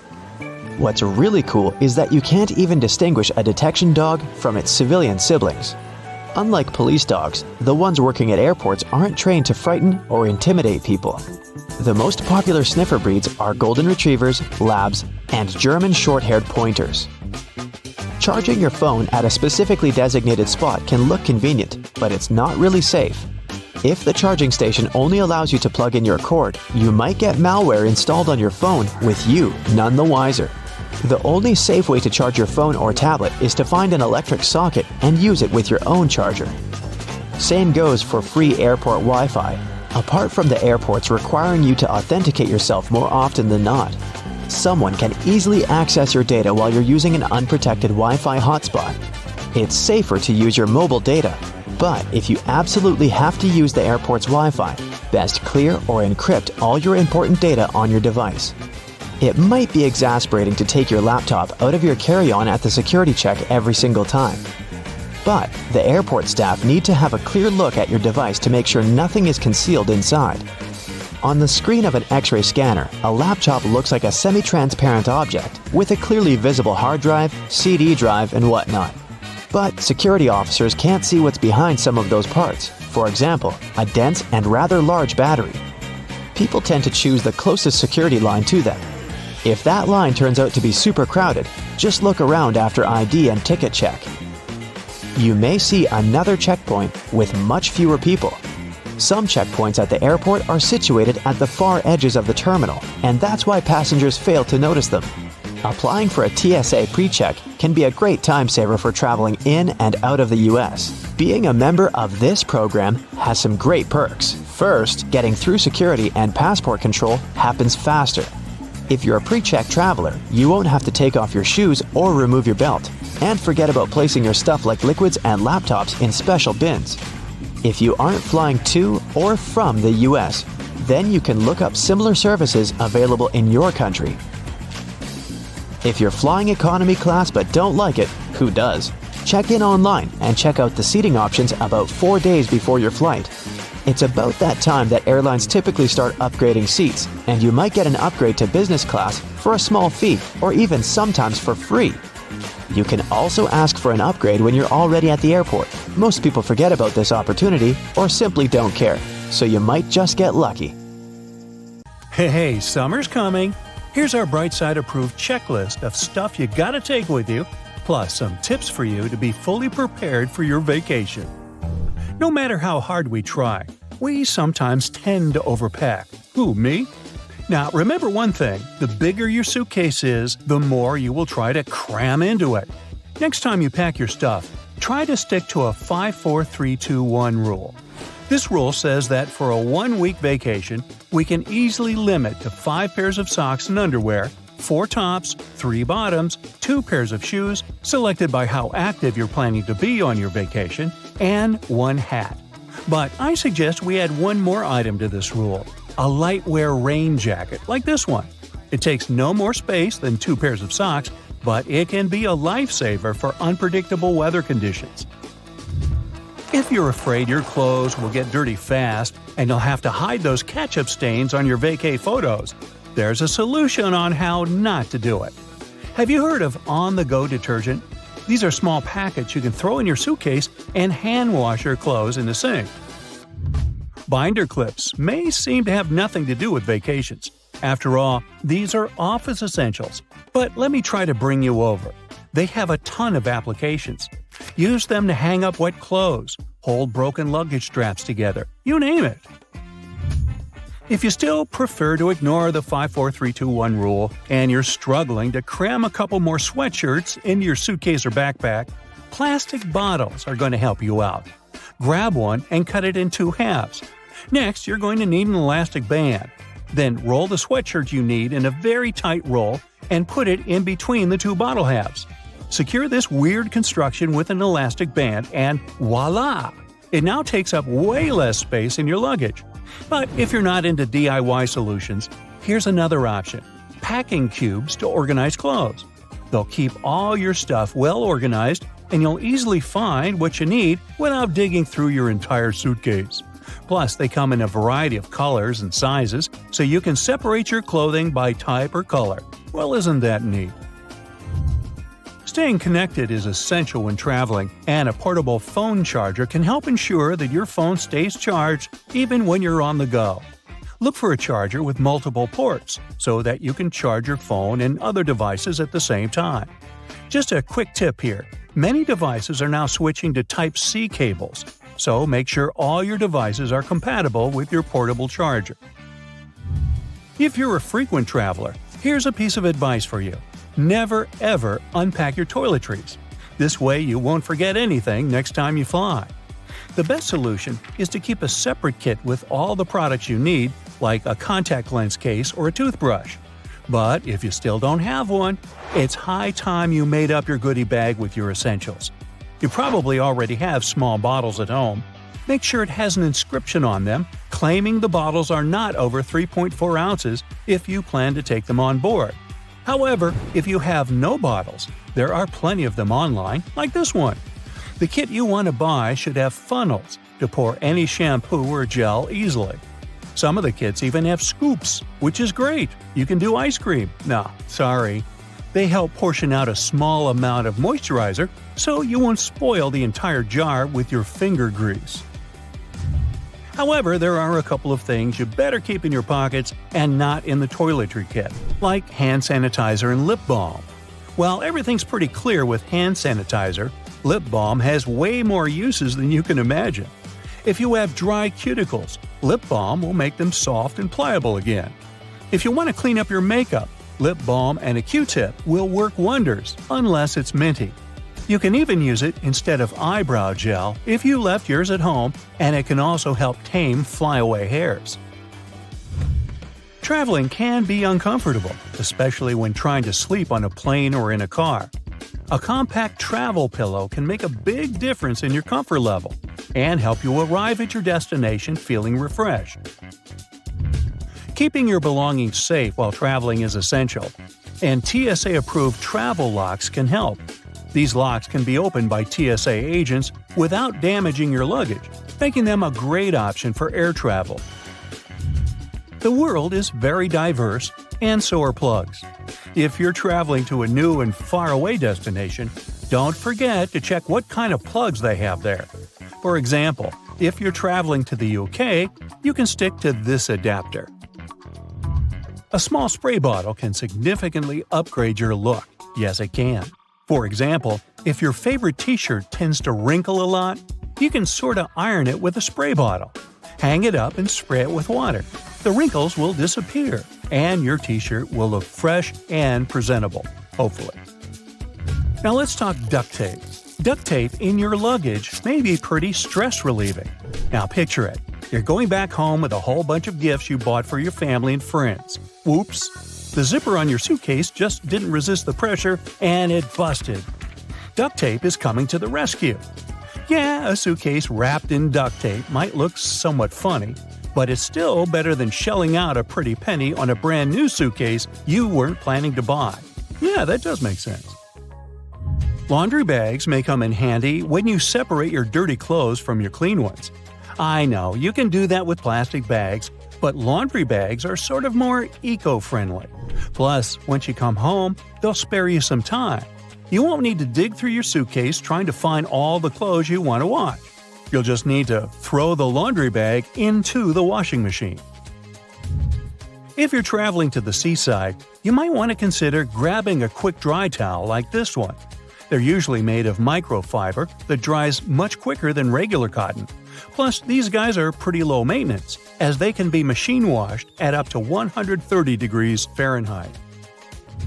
Next on, dryer sheets. You know, we all sweat, and our feet sweat too, especially if we walk miles and miles exploring a new location. So, when you return to the hotel and take your sneakers off, woo! Just put a dryer sheet in each sneaker. It'll absorb the odor, and your sneakers will be ready for more adventures. English is surely an international language, but you may still get into a situation where no one speaks English and you don't have an internet connection to Google Translate what you want to say. To play it safe, create a set of flashcards with essential vocabulary to help you out in basic situations. A favorite snack may be one of the most commonly forgotten by travelers' items. Yeah, they do give you food on the plane, but sometimes you may want to have an alternative. Plus, your snack can even save your budget in case you have a long connection. The prices in the airport lounge are crazy. Even if you travel in summer, it doesn't mean you don't need any warm clothes. Make sure you have a zip hoodie or something of that kind, especially on board. Thing is, you never know if it's going to be cold or hot on the plane. Sometimes it gets pretty stuffy in there, but it can also be freezing cold. Airplane blankets, as well as tray tables, are swarming with germs, so it's better to have your own clothes to keep warm. As for tray tables, I doubt you can bring your own on board, so just don't forget to clean them with an antibacterial wet wipe. And have a safe flight. Now, flight attendants are trained to notice some pretty important things about each passenger once they board the plane. Curious about what these are? Well, first and foremost, flight attendants are all about safety. So if you're following the rules and paying attention during the safety demo, you're already off to a great start in their book. But don't worry, they're not just looking for rule followers. They also want to make sure you're comfortable and have everything you need to enjoy your flight. One thing they notice right away is how much luggage you're carrying. If you're struggling to lift a heavy bag into the overhead bin, they'll probably step in and help you out. And if you're one of those people who insists on bringing a massive carry-on that barely fits in the bin, they might discreetly check to make sure you're not breaking any weight or size limits. Speaking of luggage, flight attendants can tell a lot about you from your suitcase. If it's covered in stickers from exotic locations, they might assume you're a seasoned traveler who knows their way around an airport. But if it's a beat-up old bag with duct tape holding it together, they might wonder if you're a first-time flyer or just someone who doesn't care much about appearances. Of course, one of the most important things flight attendants notice about you is how you treat them and your fellow passengers. If you're friendly, polite, and respectful, they'll go out of their way to make your flight as pleasant as possible. But if you're rude, demanding, and throw a tantrum when things don't go your way, they might not be as eager to help you out. And then some. They'll always take a sneak peek at what's on your feet, too. It's not because they're all secretly obsessed with shoes, it's actually for your safety. They check out your sneakers to see if you can quickly and easily run in case of an emergency. If you're planning to board a flight, you might want to think twice before rocking those high heels, unless you want to hear an emergency command to kick them off. Speaking of emergencies, flight attendants also like to look at whether you're a fit person or not. They do this just in case they need some physical assistance in the event of some bad, unwanted thing happening. And hey, if you happen to be a doctor, don't be shy about letting the crew know. You might just be a lifesaver. Now, let's talk about food and drinks, my favorite topic. Flight attendants are always happy to serve you, but they also notice what you order. If you ask for something that's not on the menu or request a complicated custom drink, they might raise an eyebrow. But if you order something simple and easy to prepare, like a glass of water or a bag of pretzels, they'll be more than happy to oblige. If you're planning to fly with your furry friend, make sure to prepare it for some attention from the flight attendants. Don't worry, they're just curious about your cute companion. And if your pet is a trained service animal and registered with the airline beforehand, they're good to go. Also, if you've paid for your pet to fly, make sure they stay cozy in their carrier for the entire trip. Flight attendants are also trained to notice any unusual behavior or potential red flags. If someone seems nervous or anxious, they'll keep an eye on them to make sure they're okay. Luckily, some flight attendants are also happy to share some secrets that will make your next experience in an airplane way better. For instance, if you're wondering when's the best time to take to the skies, they may have some ideas. Some destinations, for example, have plenty of flights throughout the day. So the question is, should you go early or stay up late? Turns out that the best time is first thing in the morning. But shh, don't tell anyone, or they might steal all the morning flights. The reasoning is pretty sound, though. The weather is usually calmer in the morning, and any delays from the day before should have been sorted out overnight. Now, when it comes to holiday travel, here's another piece of advice. If you can swing it, give yourself a little wiggle room. For example, try flying on the day before the winter holiday starts, instead of the 24th itself.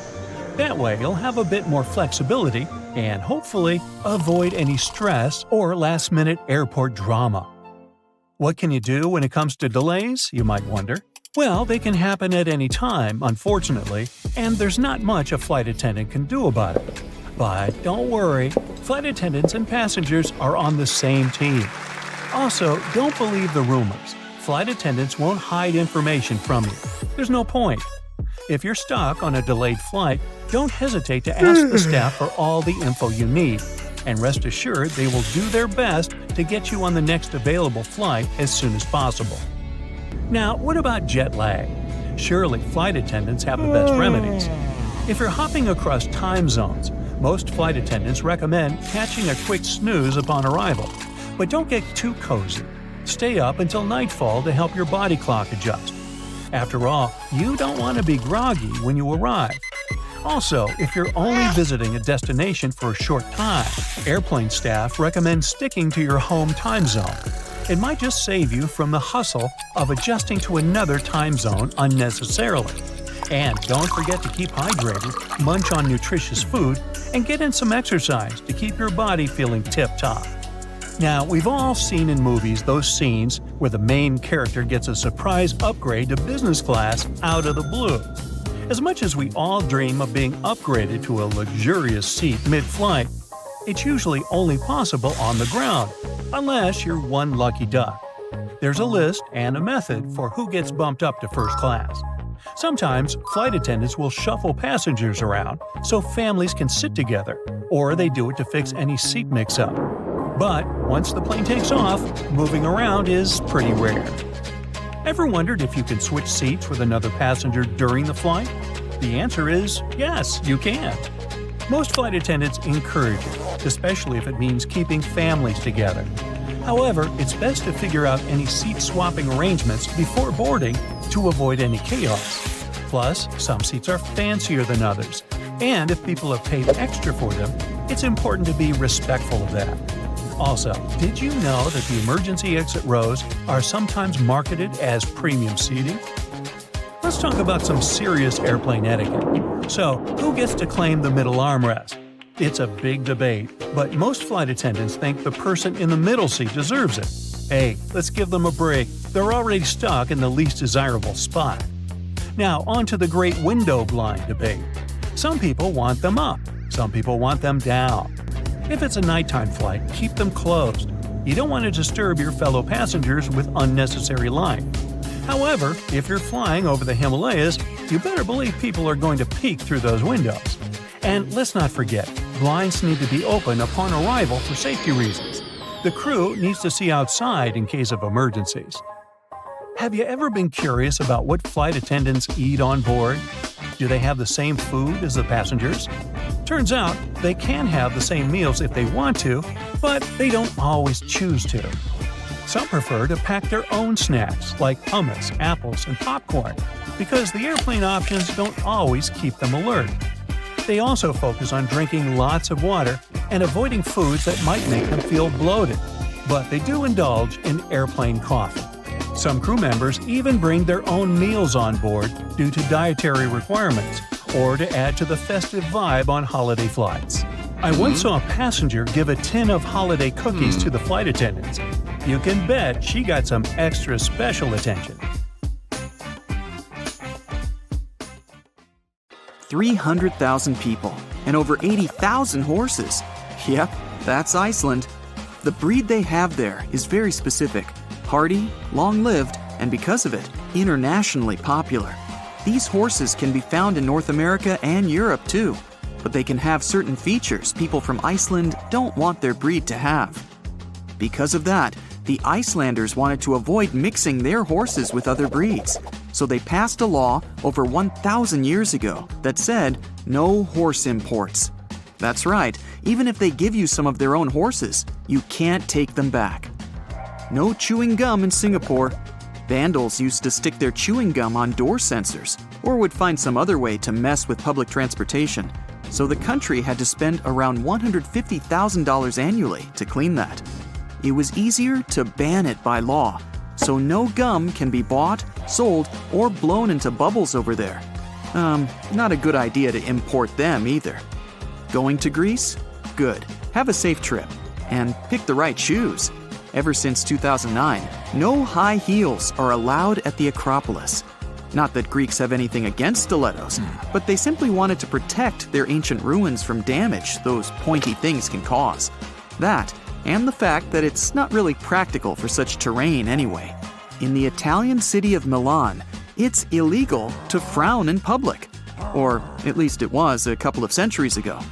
Through difficult historical times, Milan had to create a way to stand out, which is why there was a law requiring people to smile and generally be in a good mood in public places. Germany has highways where you can drive over 100 miles per hour. But if you get crazy with speed and run out of gas while still on a highway, you'll pay a nice fine for that.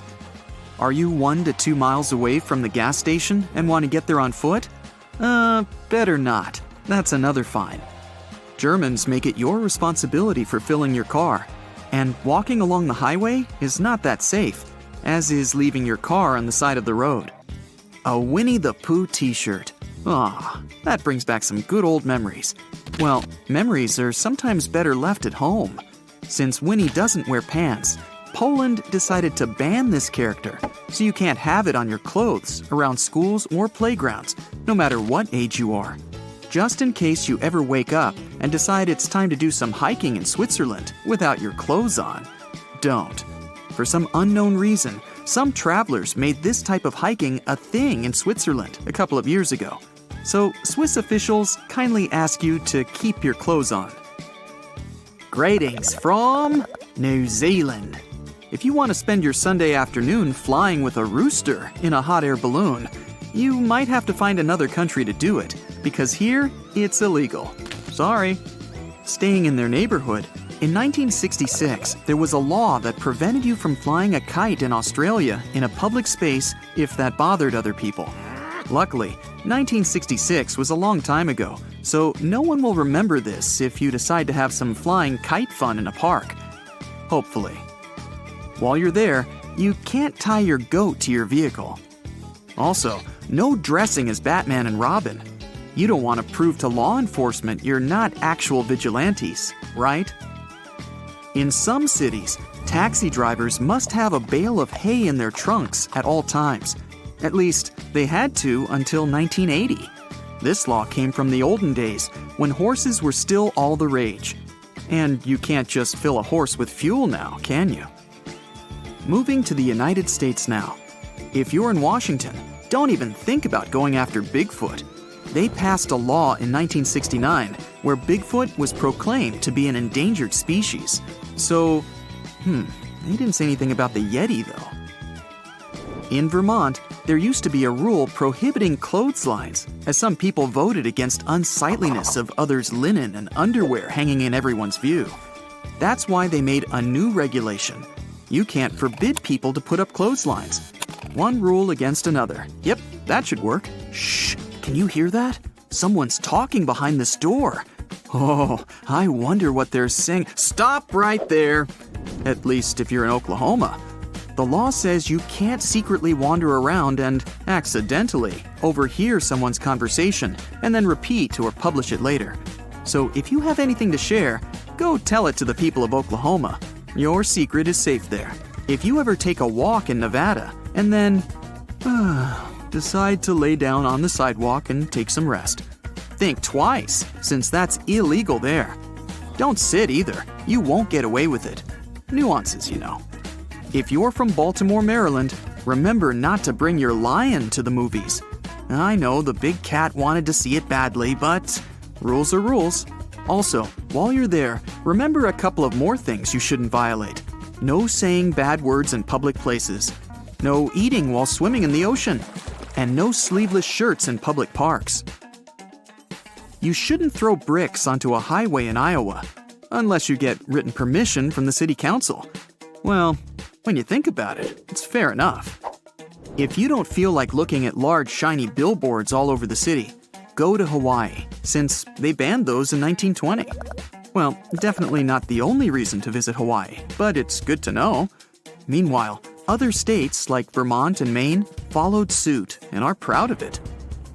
One town in Georgia takes eating fried chicken very seriously. No fork, you eat it with your hands. In fact, in 2009, a woman who celebrated her 91st birthday in a restaurant was eating chicken with a fork when the police came and told her she was under arrest. The lady was later pardoned, but careful how you eat your chicken in Georgia. What else is there to say? Speaking of which, do you know why the chicken crossed the road? Not sure, but what I do know is that these jokes certainly weren't made up in Georgia, since there, it's illegal for a chicken to do just that. You think silly string is fun? Well, a town in Alabama doesn't agree on that, because it says a firm no to keeping, using, storing, selling, manufacturing, or giving away any kind of snap pops, spray string, or similar substances. Yikes. Also, when you're there, don't drive blindfolded. It's been passed as a law, which means they take the phrase, "keep your eyes on the road," quite seriously. Okay, enough is enough. No more sleeping in a bathtub, donkey. something people in Arizona must say to avoid breaking a law. In the 1920s, local people could see a rancher's donkey in a bathtub carried by a flood. The flood was caused because a local dam broke, and the tub was abandoned in the rancher's backyard. The donkey simply decided to take a nap in it. And you know how it goes. Long day, warm afternoon, post-lunch rest, just couldn't help it. After they managed to save the animal from the sailing tub, the town decided to prohibit donkeys from sleeping in a tub. You know, just in case. In Connecticut, a pickle must bounce in order for it to be considered a pickle. In the 1940s, 2 men were even arrested for selling pickles that weren't legitimate because they didn't bounce. Now, the question is, how exactly does a pickle bounce? More from the Meanwhile in Connecticut episode. It's illegal to cross a street while walking on your hands. Oh man, that's one of the hardest ones not to break. Your best friend is having a birthday. What could you give her? A spa day voucher? Tickets to Disneyland? Dinner at a fancy restaurant? A rat? Well, unfortunately, a rat is out of the legal game if you're in Montana. Well, you've got to respect the law. Luckily, if you're from Florida, rats are a completely fine gift. At least, way better than some bigger animals. Because while you're there, you need to pay parking fees for them. Camels, elephants, horses, and the rest of the animal crew. Sorry guys, you gotta respect the rules. Who doesn't want to cut down on flight tickets when they're planning a trip? Here are some useful tips on how to get the best deals. Some cities like London and New York have more than one airport, so consider flying through alternate airports. Some of these airports are too far away from the city center. That's why tickets will be cheaper on the flights that land there. I tried this one myself. Well, I landed at a place that looked like a cargo airport, but hey, there was a bus from there to the city center. Pros, the ticket was cheap. Cons, I spent an extra hour on the road to get to the center. What's the prime day to book a ticket? That's a heated debate. Apparently, Tuesdays are better for booking a flight. More specifically, ticket fees at around 1:30 p.m. can be the cheapest. So, if you have plans to buy tickets for your dream vacation, go for a hunt on this specific day and time. There are great websites where you can compare flights and catch the cheapest ones, and I'll get to them soon. But don't ignore the official airline websites. Many of them announce private sales for those loyal customers who directly visit their pages. If your agenda allows you to play with your departure time, do that. Traveling on an early hour flight generally equals paying less for tickets. To catch a 6 a.m. flight, you have to get up when most of the people in the city are still enjoying their comfy beds. In the early hours, you might have problems with how to get to the airport. Not all public transport works 24 hours. Another problem would be your cat accidentally turning off your alarm. This is why these flights generally come cheaper. The same principle applies to late-night flights too. People generally don't want to fly after midnight, so prices drop accordingly. Look at the bright side. You have more time to wander around once you get to your destination. Flying with a connection is another way. It's a fairly cheap option, especially on longer haul flights. This method has a downside. Your plans can be changed with one word: delay. You might have to say goodbye to your connecting flight. Another thing you can do with connecting flights is to search for flights from the same country. Tourist destinations, megacities, and capitals are generally more expensive. Travel to a smaller city and then depart to your destination. Many of us love cookies, but probably not the ones in our browsers. Staying incognito in the flight searching process will help you get cheaper flights. How? Ticket prices depend on demand, so companies use the data on how many people search for which tickets. Let's say you look for tickets to London and regularly check the airline website to get a good deal. Your data signals that you have shown an interest in particular dates and a location. That's how you see that same flight suddenly gets more expensive. The airline knows that you're likely going to buy it. This can happen even if you refresh your browser. Either stay unidentified or clear your cookies to take yourself out of this situation. Remember I recommended that you visit the airline websites directly? You can also sign up for alerts on price drops. If you think notifications are annoying, even though they are useful, you can follow airlines on socials. Many companies use their social media accounts effectively, and they sometimes give customers some last-minute deals. In some cases, it's convenient to book tickets over the phone. For example, if you're in a group. Be aware, though, that some airlines add extra fees for completing a booking via a call. It can be as much as $50. You could get a day trip on your vacation with that money instead of spending it on words. If you must complete a booking by call, simply ask the person if they're going to charge you some additional fees for calling. While searching for a ticket, you can pretend you're in a different location. The best option is to change your location to the country you'll visit or the airline's home country. Let's say you'll go to Japan. Booking from the airline's website and changing your location via VPN would be the key to seeing lower prices. I said that I'd get to the flight comparison sites topic, and here I am. These websites are gems for giving you the best fares from several airlines and options. They recommend alternative routes that you haven't considered.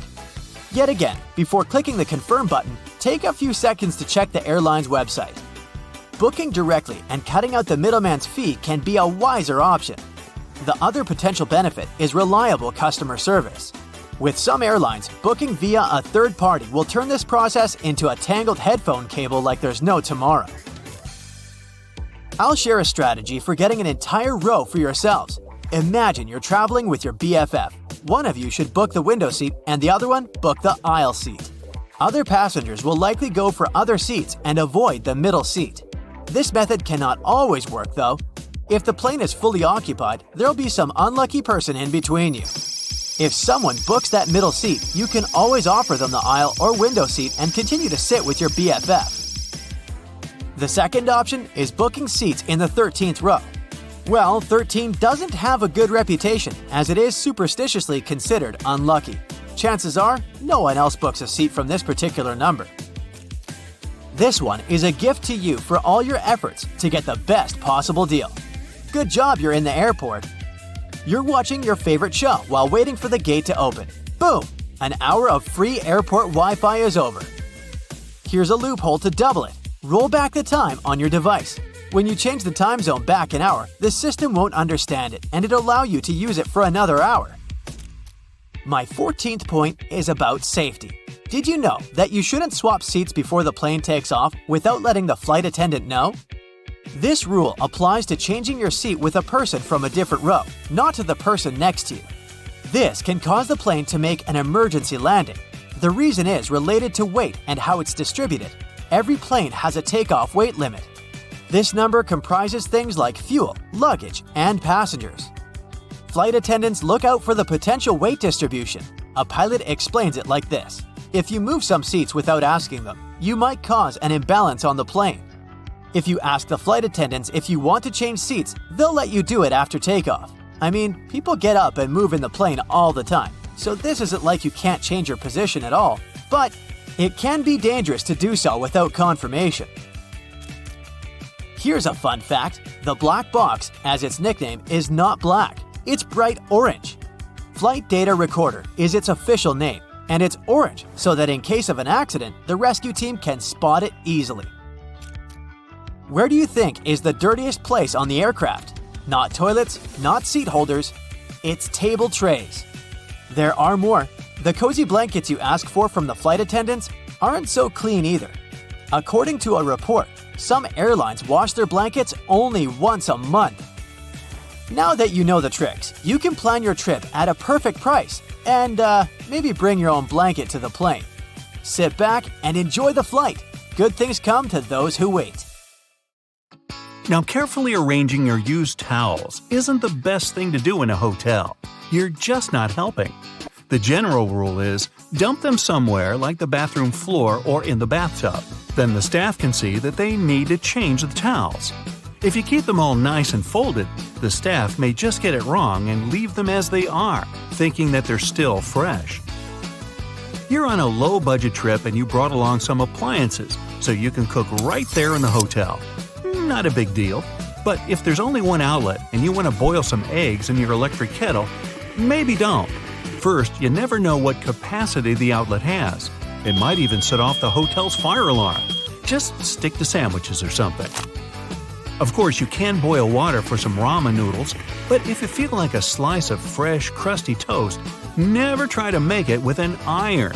Sounds crazy, but some people have even tried heating up their frozen pizza with a hairdryer. What happened? They ended up having to go look for another hotel and an actual restaurant. Always look for hotels that include breakfast. It's usually way more expensive to have breakfast at a nearby restaurant. Plus, you most likely wouldn't know where to go. Much better to hit the hotel's breakfast buffet: coffee, cheese, ham, toast, fruit. If you play your cards right, you'd be too full for lunch. Sometimes your hotel room's way bigger than you expected. If there are 2 beds, but you're traveling alone, maybe don't use both of them. That'll just add a bunch of unnecessary work for the hotel staff. Even though room service includes cleaning, it's polite to do some basic tidying up yourself before you leave. Pick up any paper lying around. Wipe up that coffee you spilled on the floor.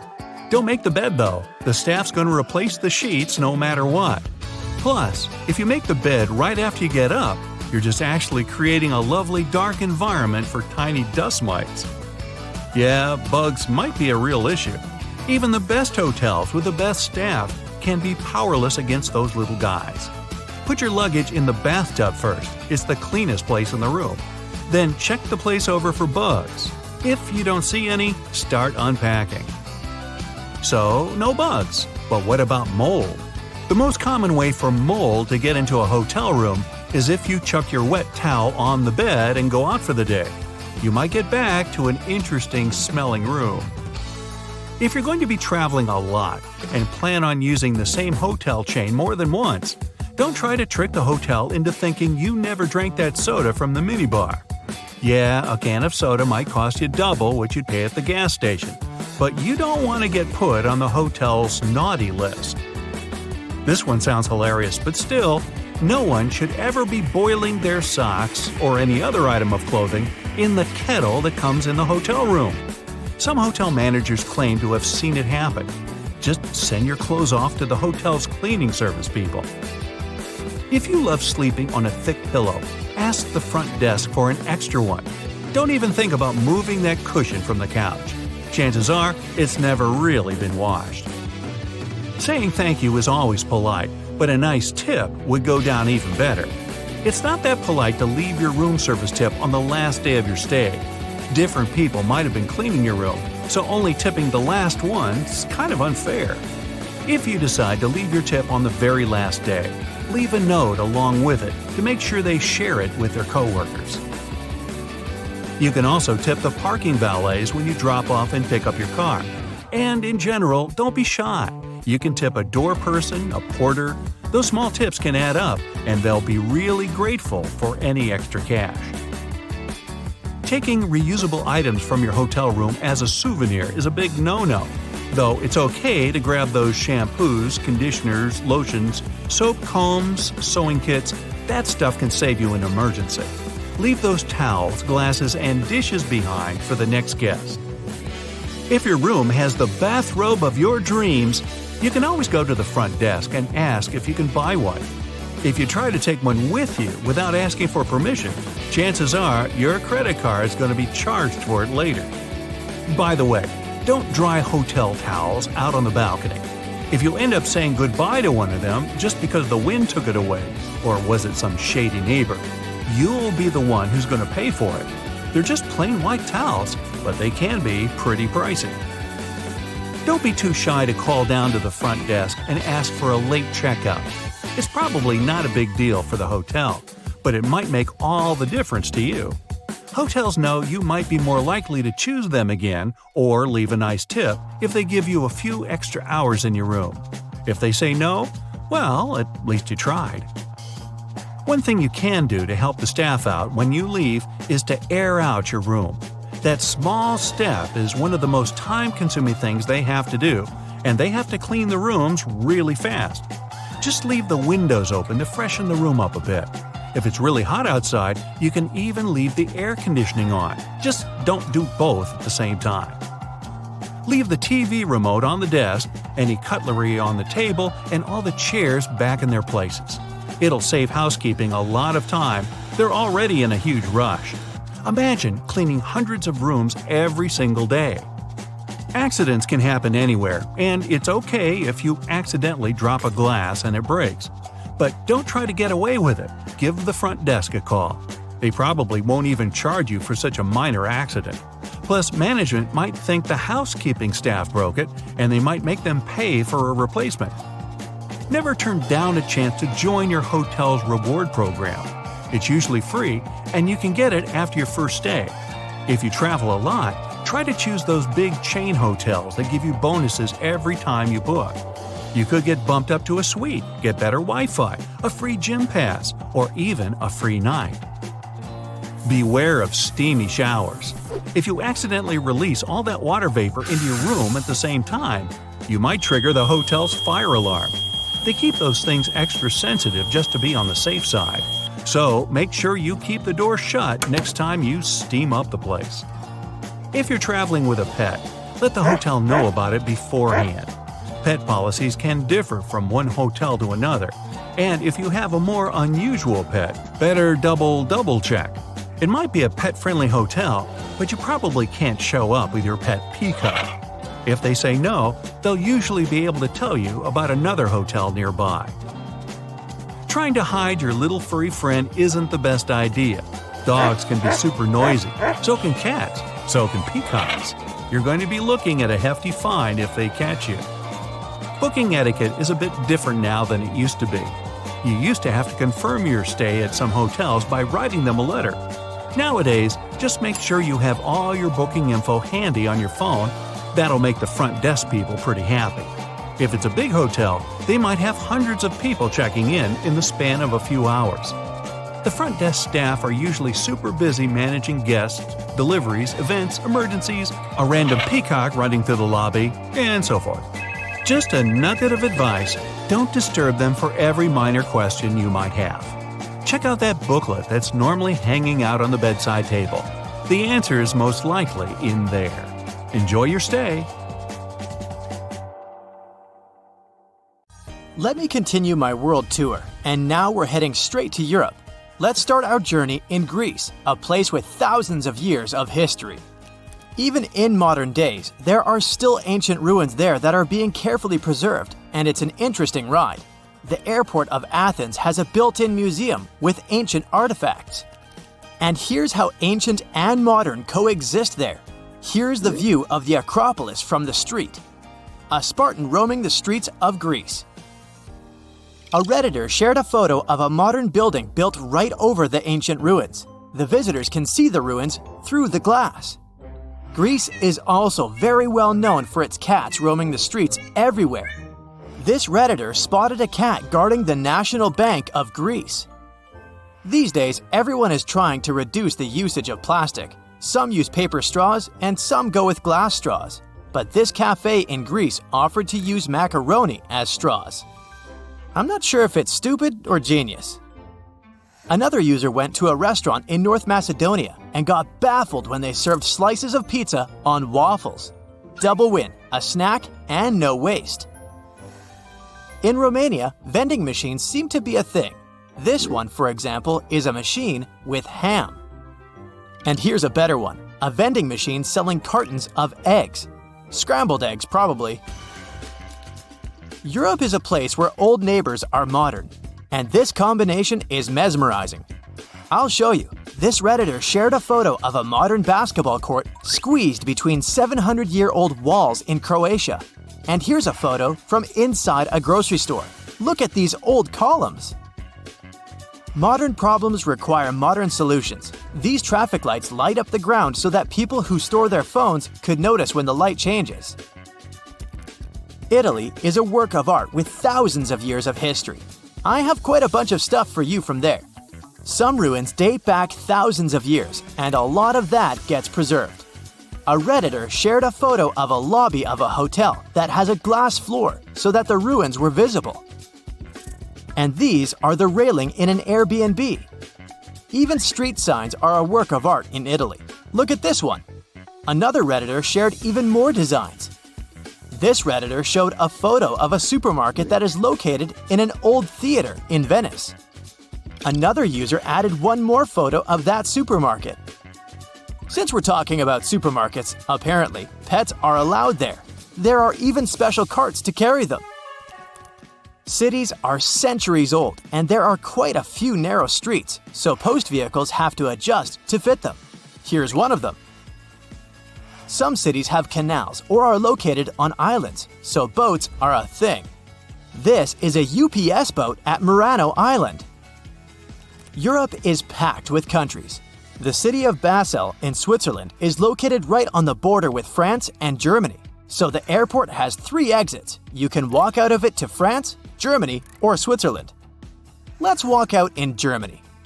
Look, there's a traffic light with a girl walking a camel. The reasons are a mystery to me because camels aren't really a German thing, but it's cute. Here's another unique streetlight featuring Karl Marx, a famous German philosopher. Back to baffling vending machines. In Germany, you can find vending machines with sausages. Hamburg is Germany's major port city. There's a river that connects it to the North Sea. No wonder there's a drive-through McDonald's for a boat. Look at this design of mineral water that is being sold in the Swiss Alps. A Redditor brought a souvenir from France. These are baguette-shaped pens. Look at this narrow house in Spain. I wonder what it looks like inside, but unfortunately, the Redditor only shared the exterior. In Portugal, cell phone towers are disguised as trees. And this is a bus that can ride the roads and then turn into a boat. A Redditor spotted doors in London that have doorknobs in the center. This seems super inconvenient, but apparently the handle doesn't turn and exists only to pull the door closed. And the metal part with the keyhole has a little handle on the bottom of it. Europe is a historical place. This post box bears the mark of a king ruling over a century ago. Back in the day, red telephone boxes were in high demand. Nowadays, when every person has a cell phone or 2, not so much. So telephone boxes are being used in different ways. This one, for example, is now a smartphone repair shop. Luxembourg is a small but rich country squeezed between France, Germany, and Belgium, and they have baguette vending machines. Let's move north first, to the Netherlands. Farmers border their fields with a strip of flowers and put up a sign with a QR code, where people can pay for picking the flowers. And here's just a weird installation spotted by some Redditor. In Denmark, in Aarhus, a city founded by the Vikings in the 8th century, you can find traffic lights with Vikings pictured on them. Some trash cans in Swedish subways have a separate space for cans. Homeless people can pick them up and exchange the cans for some cash. There's a giant statue of a silver moose in Norway. And these are signs on bathroom stalls depicting reindeer. Apparently, Finnish people are as polite as Canadians. On the bus, they have a button to thank the bus driver. Also, a Redditor spotted a raccoon pattern on a bus seat. We all know rocking horses. Most of you probably had one in your early days. Well, Finnish little people have rocking moose. Many people come to Iceland hoping to see the northern lights. A Redditor had a phone in the hotel which had a special button to wake the guest up when the northern lights appear. Lithuanians sometimes put fake police cars on the sides of the road to combat road speeding. Europe has been ruled by kings and queens for centuries. Even today, many countries like the UK, the Netherlands, Spain, Denmark, Belgium, and some other countries have monarchs. So, no wonder that there are hundreds of castles scattered across Europe. Poland doesn't have any monarchs these days, but it still has 500 castles. Here's a warning sign for ghosts next to one of them. In Wrocław, all landmarks have a model so that visually impaired people could touch and see them too. There's also a statue of Darth Vader in one Polish city. In reality, it's a statue of a Polish magnate who supervised the construction of a port. But from time to time, locals dress the statue in Lord Vader's costume. This sign in Poland specifically prohibits bikes, tractors, and horses to go on a highway. In some places, there's a separate line on the sidewalk for people who are walking and staring at their phones. And now we travel across the Atlantic to Africa. This is Dune 7 in Namibia, the 7th biggest dune in the world. It's as tall as the Empire State Building. An internet user shared this photo. Someone in Tanzania put a literal penthouse on top of the building. I did some research and found out that it's a hotel. Still doesn't explain the roof, but I'm totally buying it. Maybe it's marketing. Drivers in Mozambique should be careful and watch out for elephants. And this is a sign from South Africa. Watch out for penguins. And another one that asks to baboon-proof the trash bins. So baboons are the raccoons of South Africa. Trees growing through the roads aren't surprising anymore, but this is a palm tree in Morocco growing through multiple balconies. A Redditor shared a photo of a runaway horse in Israel returning to the backyard in an urban area. Urban horse encounters are relatively common in the country. A hotel in Turkey served a whole honeycomb for breakfast to this Redditor.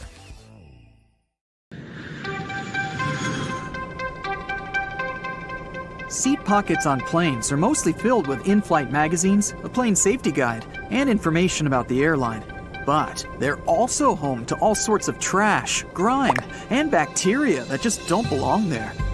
A passenger coughs into a tissue or wipes their runny nose with a handful of them. But instead of immediately getting rid of them, it gets placed into the seat back pocket.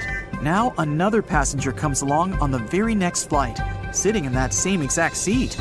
With limited space around them, putting some of their belongings into the pockets leads to potentially millions of germs spreading significantly to them. It's no wonder that these seats' back pockets can get so nasty. Everybody puts their trash inside of them. Passengers often leave uneaten candy bars, diapers, apple cores, and nuts. This leaves crumbs and other matters everywhere. All of this trash is taken out before the next flight, but they're rarely ever deeply cleaned. It's all dependent on the airline itself as to how often they'll really clean the plane and wipe everything down properly. The plastic tray tables where we eat and place our things are one of, if not, the dirtiest parts of any airplane. These seatback tray tables that we use can have over 2,000 CFUs, colony-forming units of bacteria, per square inch living on their surface. The ridged texture keeps cups of soda from sliding off the table, also creating tiny mountain ranges where the microbes attach themselves. Sugary sodas and juices that spill onto tray tables throughout flights give bacteria the perfect environment to stay and feed. Bacteria love living on this plastic almost as much as human skin. And there are lots of microbes that your tray catches and holds onto, especially when they're not thoroughly cleaned. Much like air vents that are always fiddled with, seatbelt buckles are probably the most touched thing on any aircraft. The average buckle can contain nearly 1,000 colony-forming units of bacteria per square inch on it at all times. Passengers touch seatbelt buckles to go to the bathroom. Even after washing their hands, people will walk down the aisle touching all the headrests for balance to get to their seat. After settling in and buckling up, most will then touch their face, eyes, phone, and even food for the rest of the trip. Airports can be big virus spreaders, but they're cleaned constantly. The same cannot be said for the subway, buses, or even taxis. Subway door handles, luggage carts, chairs, seats, and poles are very rarely cleaned and are a breeding ground for all sorts of nasties. New York City's subway system is one of the dirtiest in the world, with a mind-boggling 2 million bacteria colonies per square inch on nearly every surface. Many of these have still yet to be identified. They're that rare. It goes with you everywhere, sometimes even into the bathroom. As a result, cell phones could be up to 10 times dirtier than any toilet seat. E. coli, the bacteria that can give stomach cramps and fevers, can live for hours on warm surfaces like phones. The best solution? Wash your hands thoroughly before touching phones, and make sure that phone gets a good wipe down with a disinfectant. Most people have a smartphone by them day and night, meaning that all the bacteria picked up during the day is transferred to them. Everyone touches the remote control at some point, but it isn't even thought of when cleaning the house. It falls to the floor or gets into the side of the sofa, a warm, dark home for mold and bacteria, where there are lots of crumbs and grime. A good clean with an antibacterial wipe every so often will help keep it shiny and germ-free. Blowing out candles on a birthday cake can expel a mist of saliva that always lands on the birthday cake frosting. This can lead to some very unhappy birthday parties if someone is sick. Sometimes it's better to skip the candles altogether, or accept the risk that every day is someone's birthday celebration, and a little bit of spit won't always hurt you. A single ATM gets touched by hundreds of people in a day. The chances that at least one of those people touching the buttons is sick and freely spreading the flu or cold is naturally quite high then. The flu, for example, can live up to 2 days on objects. It can even be days after someone has recovered from that virus that it'd still be active and spreadable. ATMs are cleaned, but not all the time. It would be impossible to service every single one in a major city daily. A single dollar bill can be home to thousands of different kinds of bacteria, including the usual suspects like E. coli, staph, and a bacterium that causes acne breakouts. Paper money can reportedly carry more germs than a household toilet, and bills are a hospitable environment for gross microbes. The smaller in value of the bill, the dirtier it will be because it's in circulation more. Money can't be cleaned like a lot of things, but taking it to a bank for new, hopefully cleaner bills is possible. Use hand sanitizer and wash your hands after handling money too, just in case. Grocery store shopping carts can have more bacteria on them than what's ever been found in public restrooms. That includes toilet seats and the flushing handles. Cleansing wipe dispensers have been appearing at many major grocery chains, and some stores even go the extra mile to clean them after the day's through. But these simply aren't enough to keep up with the petri dish that the handles are. With over 100,000 bacteria per square inch, it's nearly impossible to keep them clean. Toothbrush holders hold on to moisture and are rarely cleaned, making them one of the dirtiest things in our homes. It can be filled with salmonella, E. coli, and lots of mold over time when it's not getting cleaned regularly. Wash your toothbrush holder in hot, soapy water every week to minimize the chances of getting sick. Toothbrushes should be changed every 3 to 4 months for a very good reason. It takes a while for the toothbrush to dry. This creates the perfect home for mold and fungus to spread and grow. There can be more than 600 different kinds of bacteria living inside of your mouth. A kiss alone can transfer about 80 million bacteria from one mouth to another. A good brushing routine will have around 1,000 to 100,000 bacteria living on each tooth surface. But for those that don't brush, bacteria can be up to 100 million or 1 billion bacteria on each tooth. The dirtiest thing in our home can only be one thing: the kitchen sponge. It's wet, absorbent, and food and dirt are rubbed into it all the time. Then we wipe down our kitchen tops just to spread all that grubbiness around some more. Sponges are very hard to keep clean. The best way to keep things sanitary is to replace it when it starts to smell bad. It's no surprise that if the sponges are filthy, then sinks are too. Rinsed fruit, vegetables, prepared raw meat, and dishes needing cleaning all make their way to the kitchen sink. This creates an extremely high breeding ground for E. coli, salmonella, and many other gross things. They'll stick to the sides and drain holes and grow like crazy. Clean sinks before and after each use, and make sure to keep them as dry as possible to prevent any mold growth as well. Restaurant menus and condiment dispensers aren't cleaned nearly as often as they should be. If someone with a cold was using the condiments right before you, this greatly increases the chance of the cold-causing bacteria being on your hands and then your fries. Menus are rarely washed with disinfectants after each use. Customers have been touching quite a few things like chairs, tables, their faces, or hair before they give the menus back. Dog toys need to be cleaned regularly to prevent any bacteria or mold growth from spreading too much. Each time a dog slobbers on a toy, they don't just transfer their mouth bacteria. They've created a sticky, wet place for other germs to live on. There's no way of telling just what their favorite plaything has picked up around the house or yard. Purses and bags could have more bacteria than we really considered. They're regularly placed on dirty floors, bathroom floors, countertops, and out on the street. This exposes them to all sorts of germs, like salmonella, E. coli, mold, and fungus, all the time. Alcohol wipes are very good to carry around in your purse or bag to give them a good wipe down when needed. Drinking fountains are a cesspool of bacteria and germs. Over 2 million bacteria per square inch can be found on the fountain's faucets alone. As they get wet and touched by hundreds of hands, the bacteria and mold begin to grow. If someone has coughed or sneezed near it recently, those particles will cling onto the water. This creates a higher chance of the next person drinking from it catching something.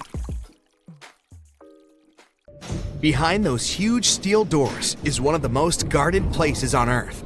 It's known as Site R, or the Raven Rock Mountain Complex. You'll find it in Pennsylvania. The construction is 60 stories underground and is said to be a safe place for people in case of a natural or human-made disaster. There's not a lot of information online about this mysterious place, but what we do know is that it's equipped with 38 communication systems. It's obviously not available for visits via Google Earth, but you can catch a quick glance at the 2 gates that face the complex. Vatican City is one of the most famous enclaves on Earth, and it's certainly worth a visit due to its wonderful architecture and vast list of art pieces to check out. One place, however, will always be off limits for visitors: the Vatican's secret archives. They have some of the oldest and rarest books on Earth. These archives are available only to a limited number of people, and since they have been visited by a small number of people so far, they also trigger a lot of weird theories. For example, that there may be books proving there's life outside our planet. If you're fascinated by shipwrecks, you'll be interested to know that one of the largest wrecks you can see on Google Earth is on North Sentinel Island, India. It used to be called the SS Jassim. It was a Bolivian ferry that sank in the area back in 2003. The reason why people can't visit it physically isn't because of the ship itself, but because the island is home to the world's most dangerous tribe.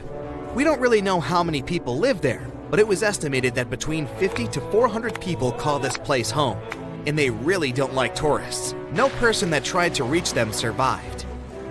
Also, to protect them, their privacy, and their special status, the island is closely monitored by the Indian authorities. That's mostly because it's believed the locals don't have any immunity to modern diseases. So being in contact with foreigners might be dangerous for the tribe's people, since they've never seen the outer world. A huge pink bunny appeared seemingly out of nowhere in the Italian Coleto Fava Mountains back in 2005. Besides the locals, some people stumbled upon it online too. They were puzzled by the discovery. Unfortunately, that 200-foot-tall bunny is completely gone today. You can still find the images of it online though. The unusual object was designed by artists from Vienna. They encouraged tourists to climb, jump, or even take a nap on top of the large rabbit. The whole purpose of the project was to allow people to experience what it would be like to live as smaller creatures. The bunny didn't have any removal date at the time it was placed there and was expected to last at least until 2025. But Mother Nature had other plans. A Japanese artist decided to move back to her little home village named Nagoro. But she soon found out that most of her neighbors were moving to bigger cities. To deal with loneliness, she started putting together scarecrow-like dolls, or kakashi, and placing them all over her garden. She didn't stop there though. The artist soon began doing the same with many other places in her village, creating dolls and placing them as if they were taking part in various human activities. These dolls keep moving around too, but the woman likes to stay true to her story and insists she doesn't touch them. You can see the images of this quirky village on Google Maps. This weird portal was discovered via online maps in New Baltimore, New York. It gave people all sorts of bad dreams. With spooky-looking buildings and all sorts of blurry figures, this area soon became a source for many weird internet theories. Turns out it was nothing more than a technical issue, which resulted in those images being rendered in a distorted manner. Either way, if you look for these images on Google, you won't be able to unsee them. This cute miniature world map was created by an artist from Denmark. He continuously worked on this tedious project from 1944 until 1967, using mostly his hands and just a few tools for moving heavy rocks around. He gathered stones at the edge of the water, then recreated the map of the world on the surface of this lake. During the winter, he was able to use a sled to transport larger pieces of rock over the ice and then place them in the perfect position. Apart from the continents themselves, the map also features rivers and lakes, as well as some other famous landmarks. Care to have a look at a sea without any coasts? Search for the Sargasso Sea. You'll find it in the northern Atlantic Ocean. This weird sea is surrounded by 4 ocean currents and no dry land at all. It got its name from the seaweed that grows there, sargassum. Fingerprints on the lens of a satellite camera? You may be tricked into thinking this if you search for the finger maze. It's located in the city of Brighton, UK, and is a large fingerprint created in Hove Park. It also has a maze at the center.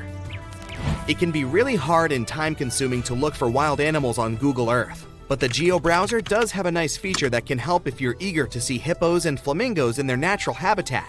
Try Googling animals from above and start scrolling through these images. This unique feature can take you from Kenya to Namibia and even all the way to Antarctica, where you can see emperor penguins.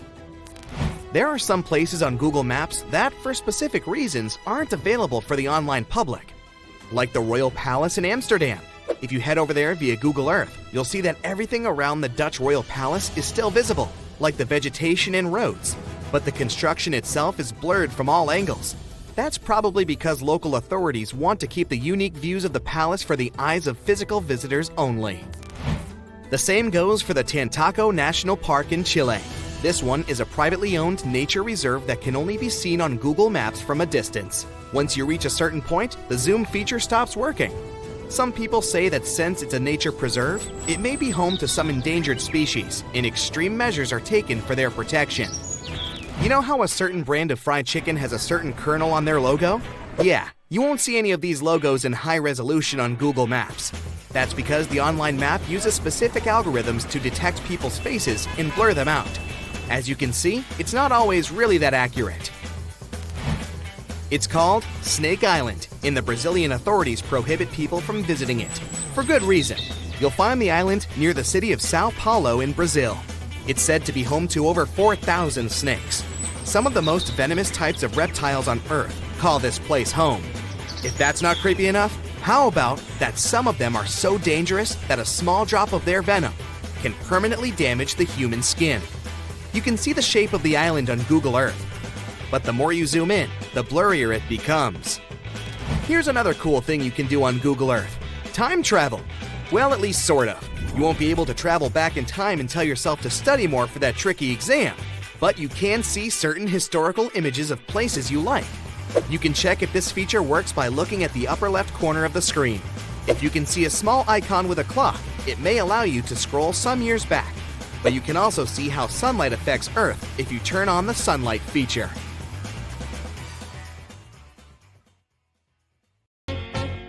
Have you ever noticed that one of the flight attendants hides their hands behind their back when you enter the plane? Are they crossing their fingers for a safe takeoff? Nah. At this moment, they're counting the passengers as they board. They have a special little counter for this. There are lots of stories about how bad airplane food is. In fact, it's not that bad. It's your sense of taste that's on the fritz because of the dry air. It dries your mouth out of all its saliva and dulls your sense of smell, which helps to feel 80% of what you taste. So, airline companies add more spices into the food so you can feel the taste. Seatbelts are located on the stomach because of the turbulence. When that happens, the plane sort of jumps up and down. Your waist belt holds you so that you don't crash into the ceiling of the aircraft. The shoulder seat belts in the car protect against horizontal collisions. By the way, flight attendants also have shoulder seat belts. It's because they always sit facing the passengers to keep order. While all passengers are flying face forward, the cabin crew sits backward. If the plane goes forward sharply, passengers get pushed into seats, and the flight attendants are held by shoulder and waist belts. Even if lightning strikes a plane, the passengers won't feel it. The entire aircraft is covered with an aluminum layer that conducts electric current without passing it inside the plane. Good thing. And all electronics and fuel tanks are equipped with additional protection. Before any plane is released from the factory, all this protection is tested by simulating lightning. Many passengers get a headache during the flight, especially right after takeoff. This happens because you're getting up to an altitude higher than Mount Everest in about 10 minutes. The air up there is thin. Your brain gets less oxygen. By the way, chewing gum or candies can help. Now, the main reason why the seats on the plane are so uncomfortable is profit. Airlines want to make more money, so they try to fit as many passengers on the plane as possible. Because of this, there's so little space between the seats. 2 additional rows in the cabin provide 12 new passengers.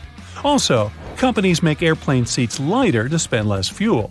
Seats become smaller and less comfortable. You can feel cold inside a plane, but when the plane is flying at high altitudes, the conditions resemble those in the Sahara Desert. It's all because of very low humidity. Every hour of flight, your body loses a lot of liquid. Stay hydrated, but only choose bottled water. Many companies don't show movies because they can make passengers too sad or emotional. Even if a movie doesn't have a dramatic story with incredible characters, it can still be heartbreaking for passengers. The thing is that our body experiences stress, and we take everything close to heart because of the lower oxygen levels. Also, we're sitting in seats at a high altitude and very far from home. Our brain realizes we're out of control of the situation. This feeling of helplessness can throw a person's emotions out of whack. So, companies only show positive movies and comedies. Some passengers say they feel like they can't think straight during the flight. This happens because of a lack of oxygen, so your mind isn't in top form. Well, better not do any important tasks or make any important decisions. Your corneas are the one part of your body that doesn't have a blood supply. The only way they get oxygen is from the air. So, worsened eyesight and dry eyes are common problems on airplanes. The best solution here is to take with you eye drops along with gum. That worsened vision is the first reason the crew dims the lights and asks you to open the windows during nighttime takeoffs and landings. Your eyes need to be adjusted to the dimness in case of an emergency. The second reason is the plane crew needs to be able to see out the window. There's a theory that hair grows faster during the flight.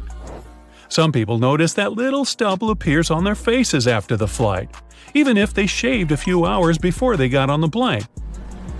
Anyway, this theory is not confirmed. Some say the cabin pressure, lower temperature, or even heightened stress levels can accelerate hair growth.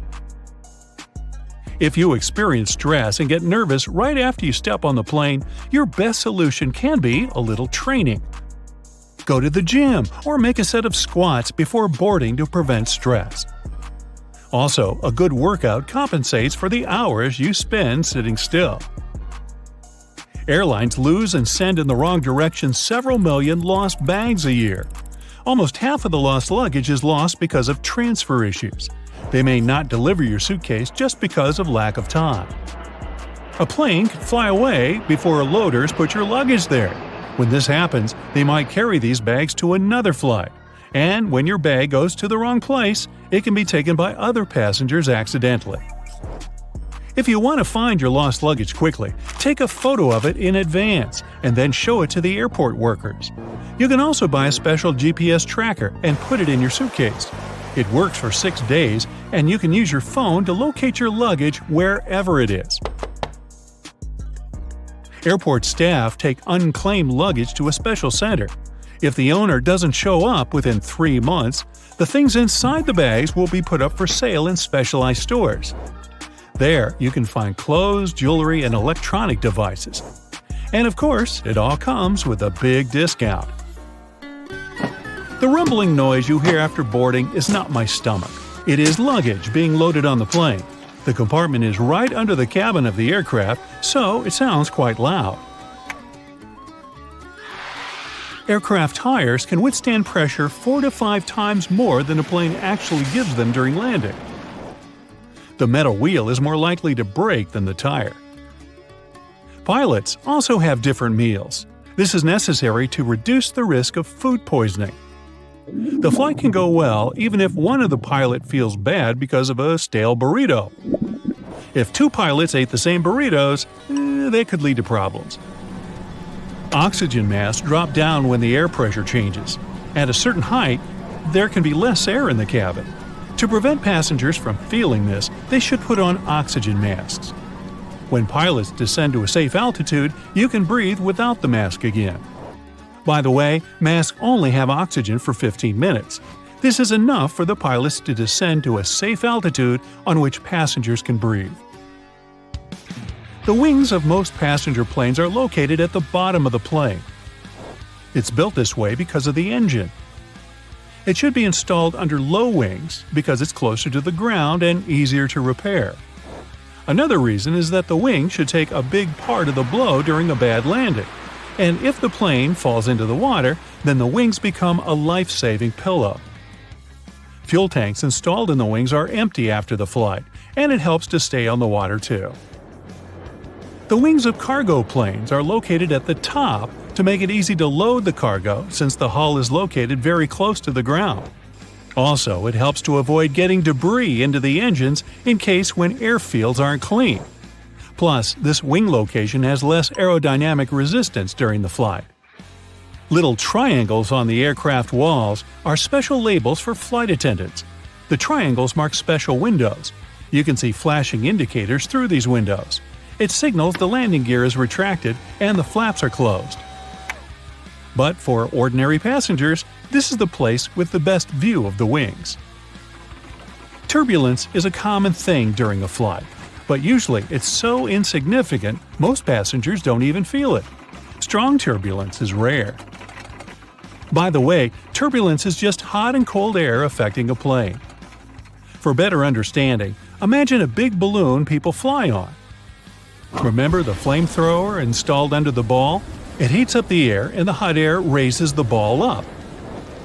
So turbulence is the hot air created by nature, and it makes the same thing with a plane that it makes with a balloon. Also, turbulence can occur if the plane gets under the hot air stream left by another plane. Turbulence is caused by sudden shifts in the airflow and is nothing to be afraid of. But if that simple knowledge doesn't help you, try this visualization from a pilot. Put a small piece of napkin inside a pot of jelly. The napkin is the plane, and it's surrounded by by air pressure. If you tap the jelly, the napkin will not fall anywhere. It just starts slightly moving within the jelly. Once the plane gets to its cruising altitude, it seems like the engine noise disappears altogether. No worries there, the engine is still working fine. It becomes way quieter than on takeoff because there's less thrust generated at this point. The air gets thinner, and the plane needs less power to maintain its altitude. If the pilots leave the engines at their climb setting, you'd be traveling beyond the speed of sound, and that isn't a part of the plan. That small hole you see on the back of airplane tails is part of the auxiliary power unit. It's there to produce power for an airplane's electrical systems, including lights, navigation controls, heating, and AC. The power unit is activated when a plane is on the runway. It doesn't provide complete power to airplanes. Once the airplane engines are turned on, the unit is disabled. It's only reactivated when the airplane lands at its destination. The turbines are located under the wings, since this makes it cheaper, faster, and easier to service the engines. They used to be placed in the tail, but it required expensive equipment and much more time to repair. When they started installing the engines below the wings, ticket prices went down. When seated in the exit row on most planes, you need to pull the window blind up, not down, to close it, unlike in all other seats. It's designed so for safety reasons. The overwing exit is there to help people quickly leave the plane in case of an emergency. Some of those exit window doors stay attached to the plane, others come away from the fuselage, but they all have an emergency handle at the top of the panel. You wouldn't be able to open the exit without it. There's another handle on the outside of the plane. Rescuers use it to open the door from their side. Because of this handle, there's no room for the blind to retract above the window. But there's more than enough room for it below the window. Makes sense to me now. You can actually raise the right armrest when in the aisle seat. The lock is on the underside of the armrest. It's not a button, but a lever close to the back of the seat. You can pull it to let the other passengers pass to their seats. The same tip works for the left armrest of the window seat. You can lift it up to lean on the window. Don't forget to lower the armrest during takeoff and landing for safety reasons. Planes usually use a small, powerful tug on airport grounds when they need to pull back out of their parking spot. But it doesn't mean they can't move backwards on their own. To do so, they need to use reverse thrust, and the powerful air current from it can pull some debris into the engine or cause damage to ground vehicles, the gate, or the ground crew. It would also use a lot of fuel and be incredibly loud. Plus, the pilots don't have rearview mirrors like drivers, so they can't see behind them. Now you understand why this risky process is banned at airports. They make plane wings smooth to let air flow easily around their surface and reduce resistance during the flight. Those convex, yellow hooks, though, don't they worsen the aerodynamics? True, but they are necessary for your safety. Imagine a plane making an emergency landing in the open sea. The aircraft is sliding on the water. Then, rescue boats arrive to evacuate the passengers. Before the door opens, the escape slide inflates. Passengers need to walk on the wing and move down the slide, but the wing surface is slippery because of water. To prevent anyone from falling, the stewards install a rescue rope. They attach one end to the door and the other to the edge of the wing, passing it through these hooks. During the evacuation, people hold on to this cable like a railing. They can also attach rescue boats to the wing with a rope and these hooks, so the sea won't take people far away from the plane. When flight attendants pass through the cabin during the flight, they always touch the upper shelves above the seats. No, they don't check if the luggage compartments are closed. There are hidden handles along the bottom of these compartments. Flight attendants hold on to them not to fall. It's a pretty convenient thing since they don't have to touch the seats and disturb passengers once they're moving around the cabin. Have you ever noticed the flashing light in the cabin before takeoff? It's 100% safe. It occurs when the pilot disconnects a plane from the airport power supply and switches to the onboard one. This rapid transition may cause flashing. Passengers always board from the left side. That's because the captain sits on that side of the cabin. It's easier for him to align the plane with the terminal jet bridge this way. Also, the aircraft is fueled and loaded with baggage on the right side. With passengers boarding from the left side, the crew can do their job undisturbed. You might have noticed black triangles on the wall above the seats. For you, as a passenger, they may indicate the seats that have the best view of the wings, where you can take the most beautiful flight photos. But the triangles aren't there for this reason, of course. The crew members monitor the condition of the aircraft through windows under these signs. In case the wings freeze, the engine catches fire, or the pilot receives a signal something's wrong, the crew will quickly move to the triangles and assess the situation. Those mysterious chimes you hear during the flight are a kind of secret language the crew uses to communicate with each other. The chime you hear shortly after takeoff informs the crew that the landing gear is getting retracted. A single chime during the flight is a sign that one of the passengers needs the assistance of the crew. When they're serving meals and run out of food or drinks, they can ask their colleagues to share using a high and low chime combo. 3 low tones mean serious turbulence is approaching, so the crew needs to buckle up. A seatbelt on an airplane has a slightly different purpose from that in your car. The one in the vehicle protects you from a horizontal hit. When a plane is going through turbulence, it's shaking up and down. Your waist belt keeps you from hitting the ceiling. The tray table, the seatbelt buckle, and the toilet door handle. Those are some major feeding grounds for bacteria. But the seat pockets aren't any cleaner. Passengers leave their used tissues or wipes in there after cleaning a runny nose or coughing. They also become a residence for other sorts of trash. Even once the trash is out, the bacteria remain in their cozy pocket home. The next passenger becomes their new prospective target. Blech. Extreme heat is one of the weather conditions that can stop a plane from flying. Airplanes fly by generating lift with their wings. The air below the wings takes the plane up. In extreme heat, the airplane can't produce that much lift. That's because hot air expands and becomes way less dense than cold air. With less lift, the plane may find it really hard to take off and fly.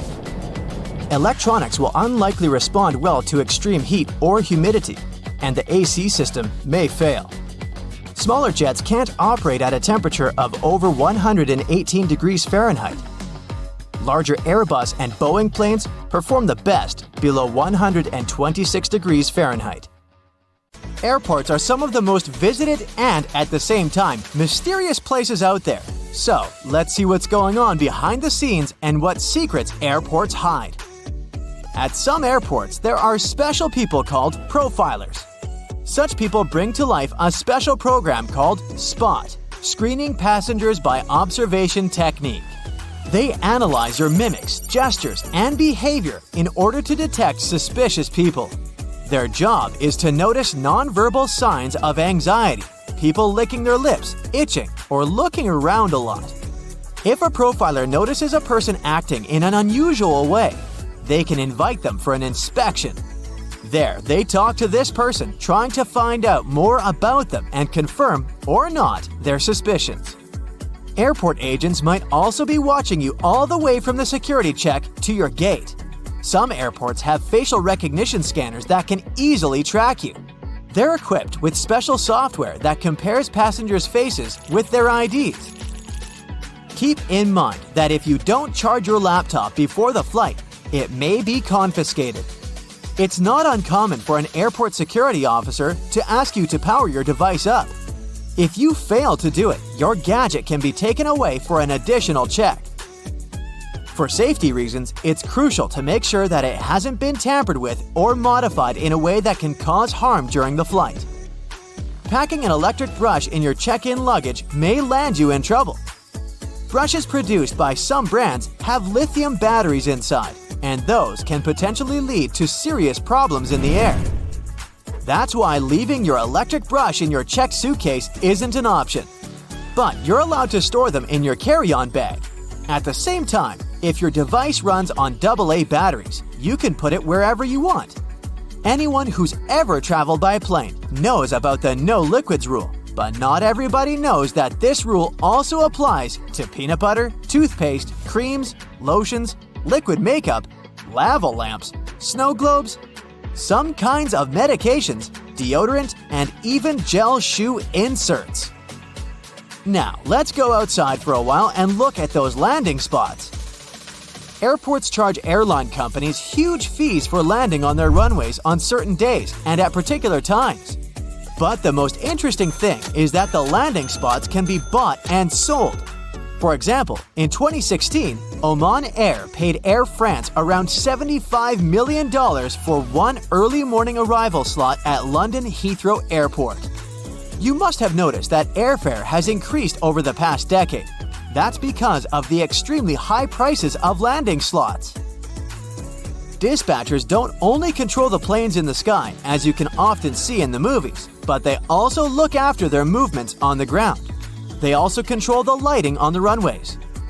There's 3 types of air traffic controllers: en route, terminal, and tower. Each of these dispatchers has their own area of responsibility. One dispatcher has about 5 monitors, and the information on them is constantly changing since the monitors show weather conditions and information about other planes. You know how it sometimes goes. You come to a security checkpoint, and all of a sudden, it turns out you have something prohibited in your carry-on.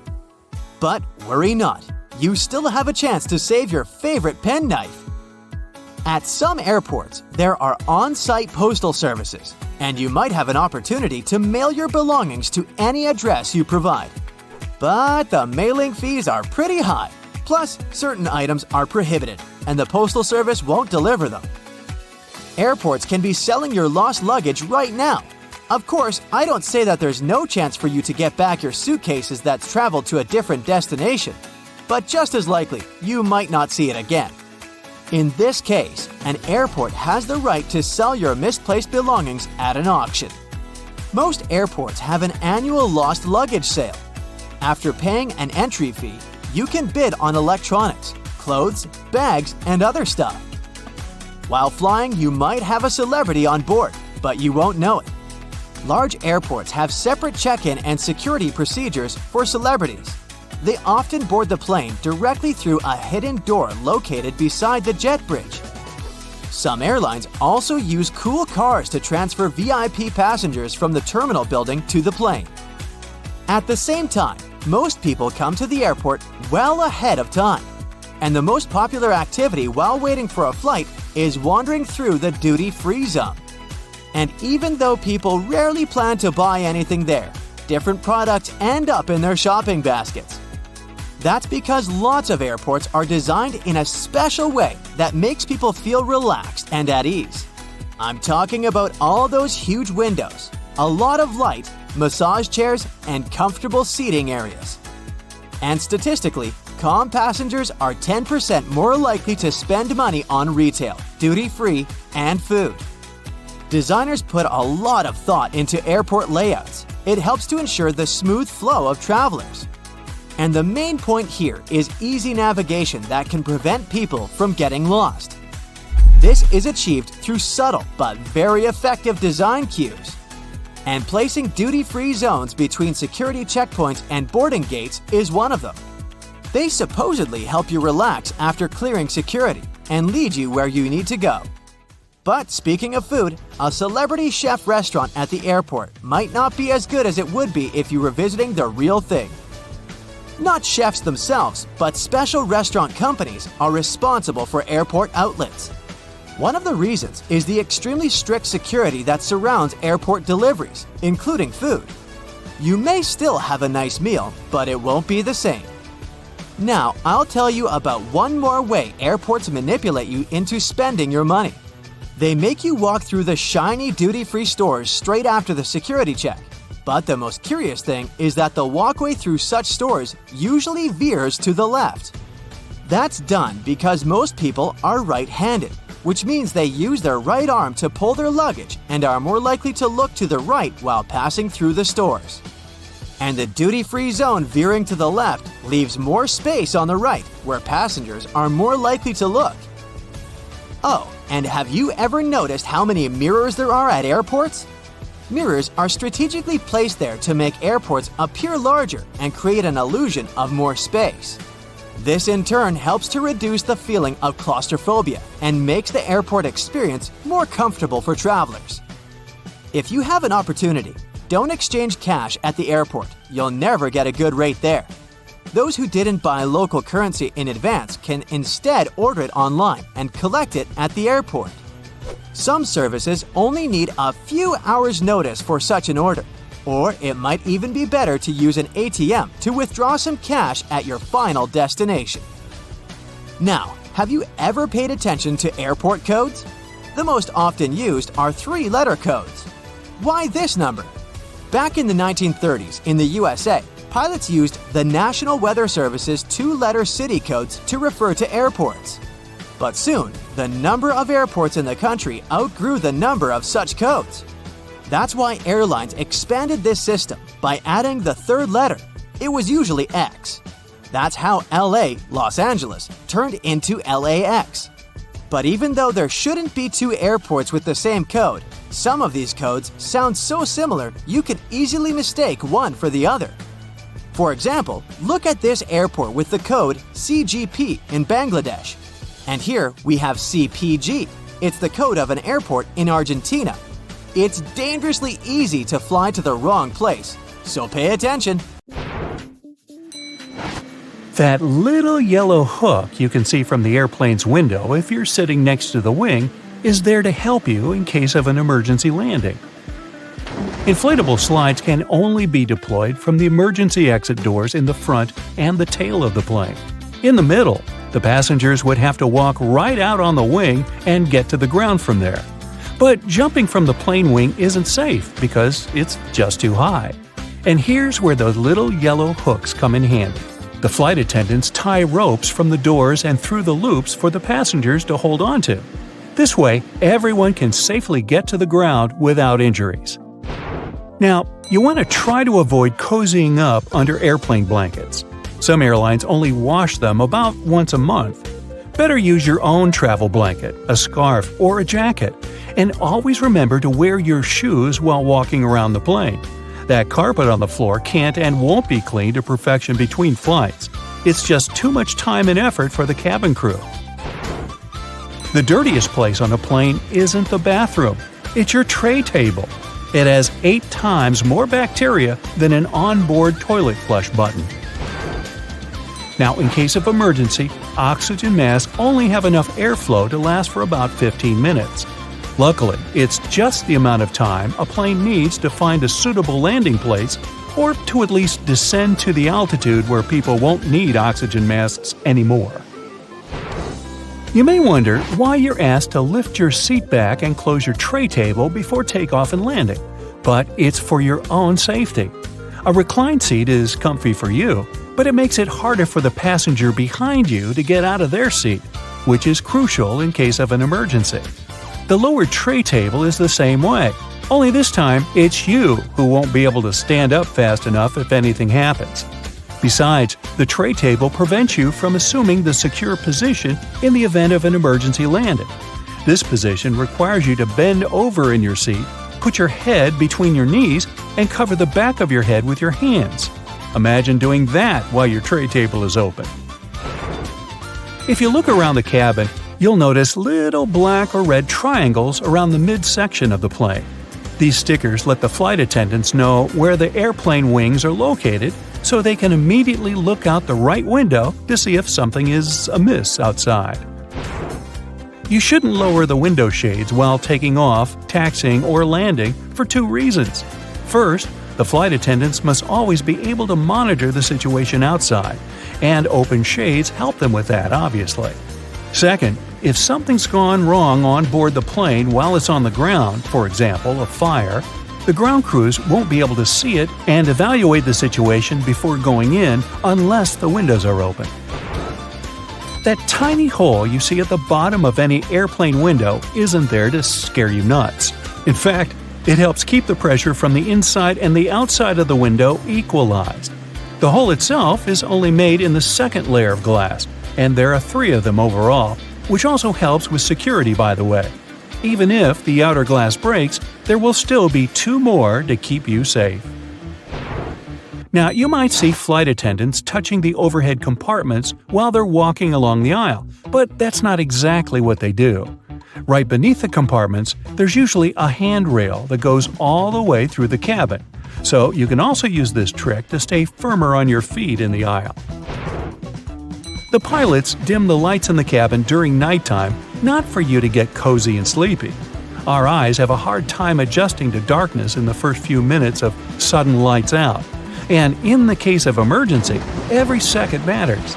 So the lights get dimmed to let you get used to darkness in case something happens and you have to act fast. Pay attention to the aisle floor too. If there's an emergency landing at night, there will be 2 luminescent strips along the aisle showing you the way to the exit. Follow them to get safely out of the plane. Flight attendants also suggest counting the seats between you and the emergency exit once you're seated. This will help you navigate in case there's no other guidance available. If a lightning bolt hits the plane, the passengers won't feel it. The entire aircraft is covered with aluminum coating that conducts electrical current and doesn't let it inside. This protection is tested using a lightning simulator. Airplane windows are round because the air pressure is evenly distributed this way.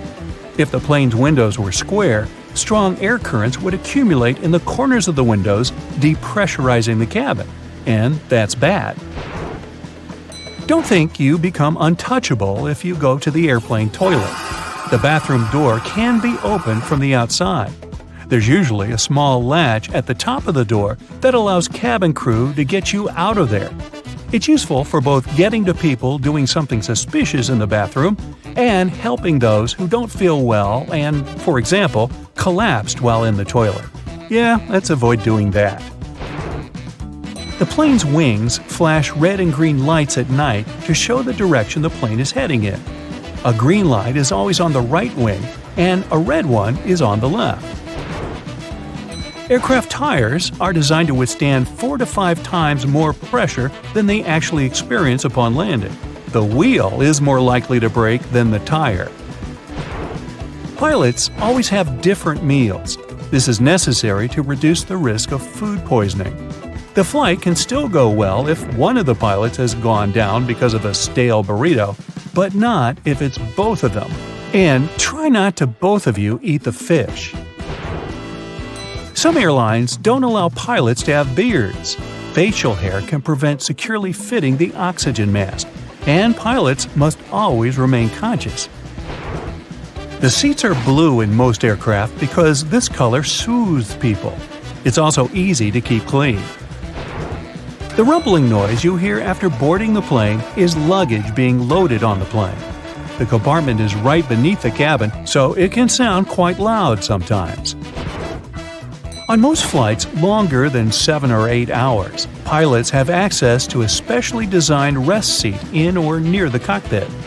Flight attendants typically have a section of the cabin reserved for them, and it's sometimes separated from the passenger areas. Some larger aircraft even feature private crew quarters above or below the main cabin. The wings of most passenger aircraft are located at the bottom of the plane. It's called a low wing. Firstly, if you install the engine under low wings, it'll be closer to the ground and easier to repair. Secondly, the wings will take on part of the shock in case of a hard landing. And if the plane falls into the water, then the wings become a life-saving pillow. By the way, a plane can stay afloat for 10 minutes to 60 hours. It all depends on the model of the plane, weather conditions, and pilot skills. Now, most airplanes are white because this color best reflects the sun rays and the aircraft body doesn't heat up as much. Also, the damage is best seen on white, and white paint is simply cheaper. Shoulder straps seem more secure than just a waist belt, but not in the case of planes. When the plane gets into turbulence, it's tossed a bit in the air. The waist belt will simply hold you in place in case of a more severe shake. Shoulder straps would require more space between the seats, and this is not justified on a plane. In a car, the impact is usually much stronger, so you need that shoulder strap not to whoosh through the windshield. Flight attendant seats do have passenger straps, but that's because they are much less comfortable than passenger ones. They're narrower and positioned facing the passengers. Flight attendants need extra protection simply not to fall off their seats if the plane shakes hard enough. Also, they have to help and direct people during potential evacuation, and for that, they need to be in top shape. Now maybe you've noticed that you always enter the plane from its left side. Firstly, the captain usually sits on that side. This way, it's easier for the captain to align the plane with the terminal jet bridge. Also, the aircraft is fueled and loaded with the baggage on the right side. If passengers come from the left, the crew can do their job undisturbed. That's it for today. So hey, if you pacified your curiosity, then give the video a like and share it with your friends. Or if you want more, just click on these videos and stay on the bright side.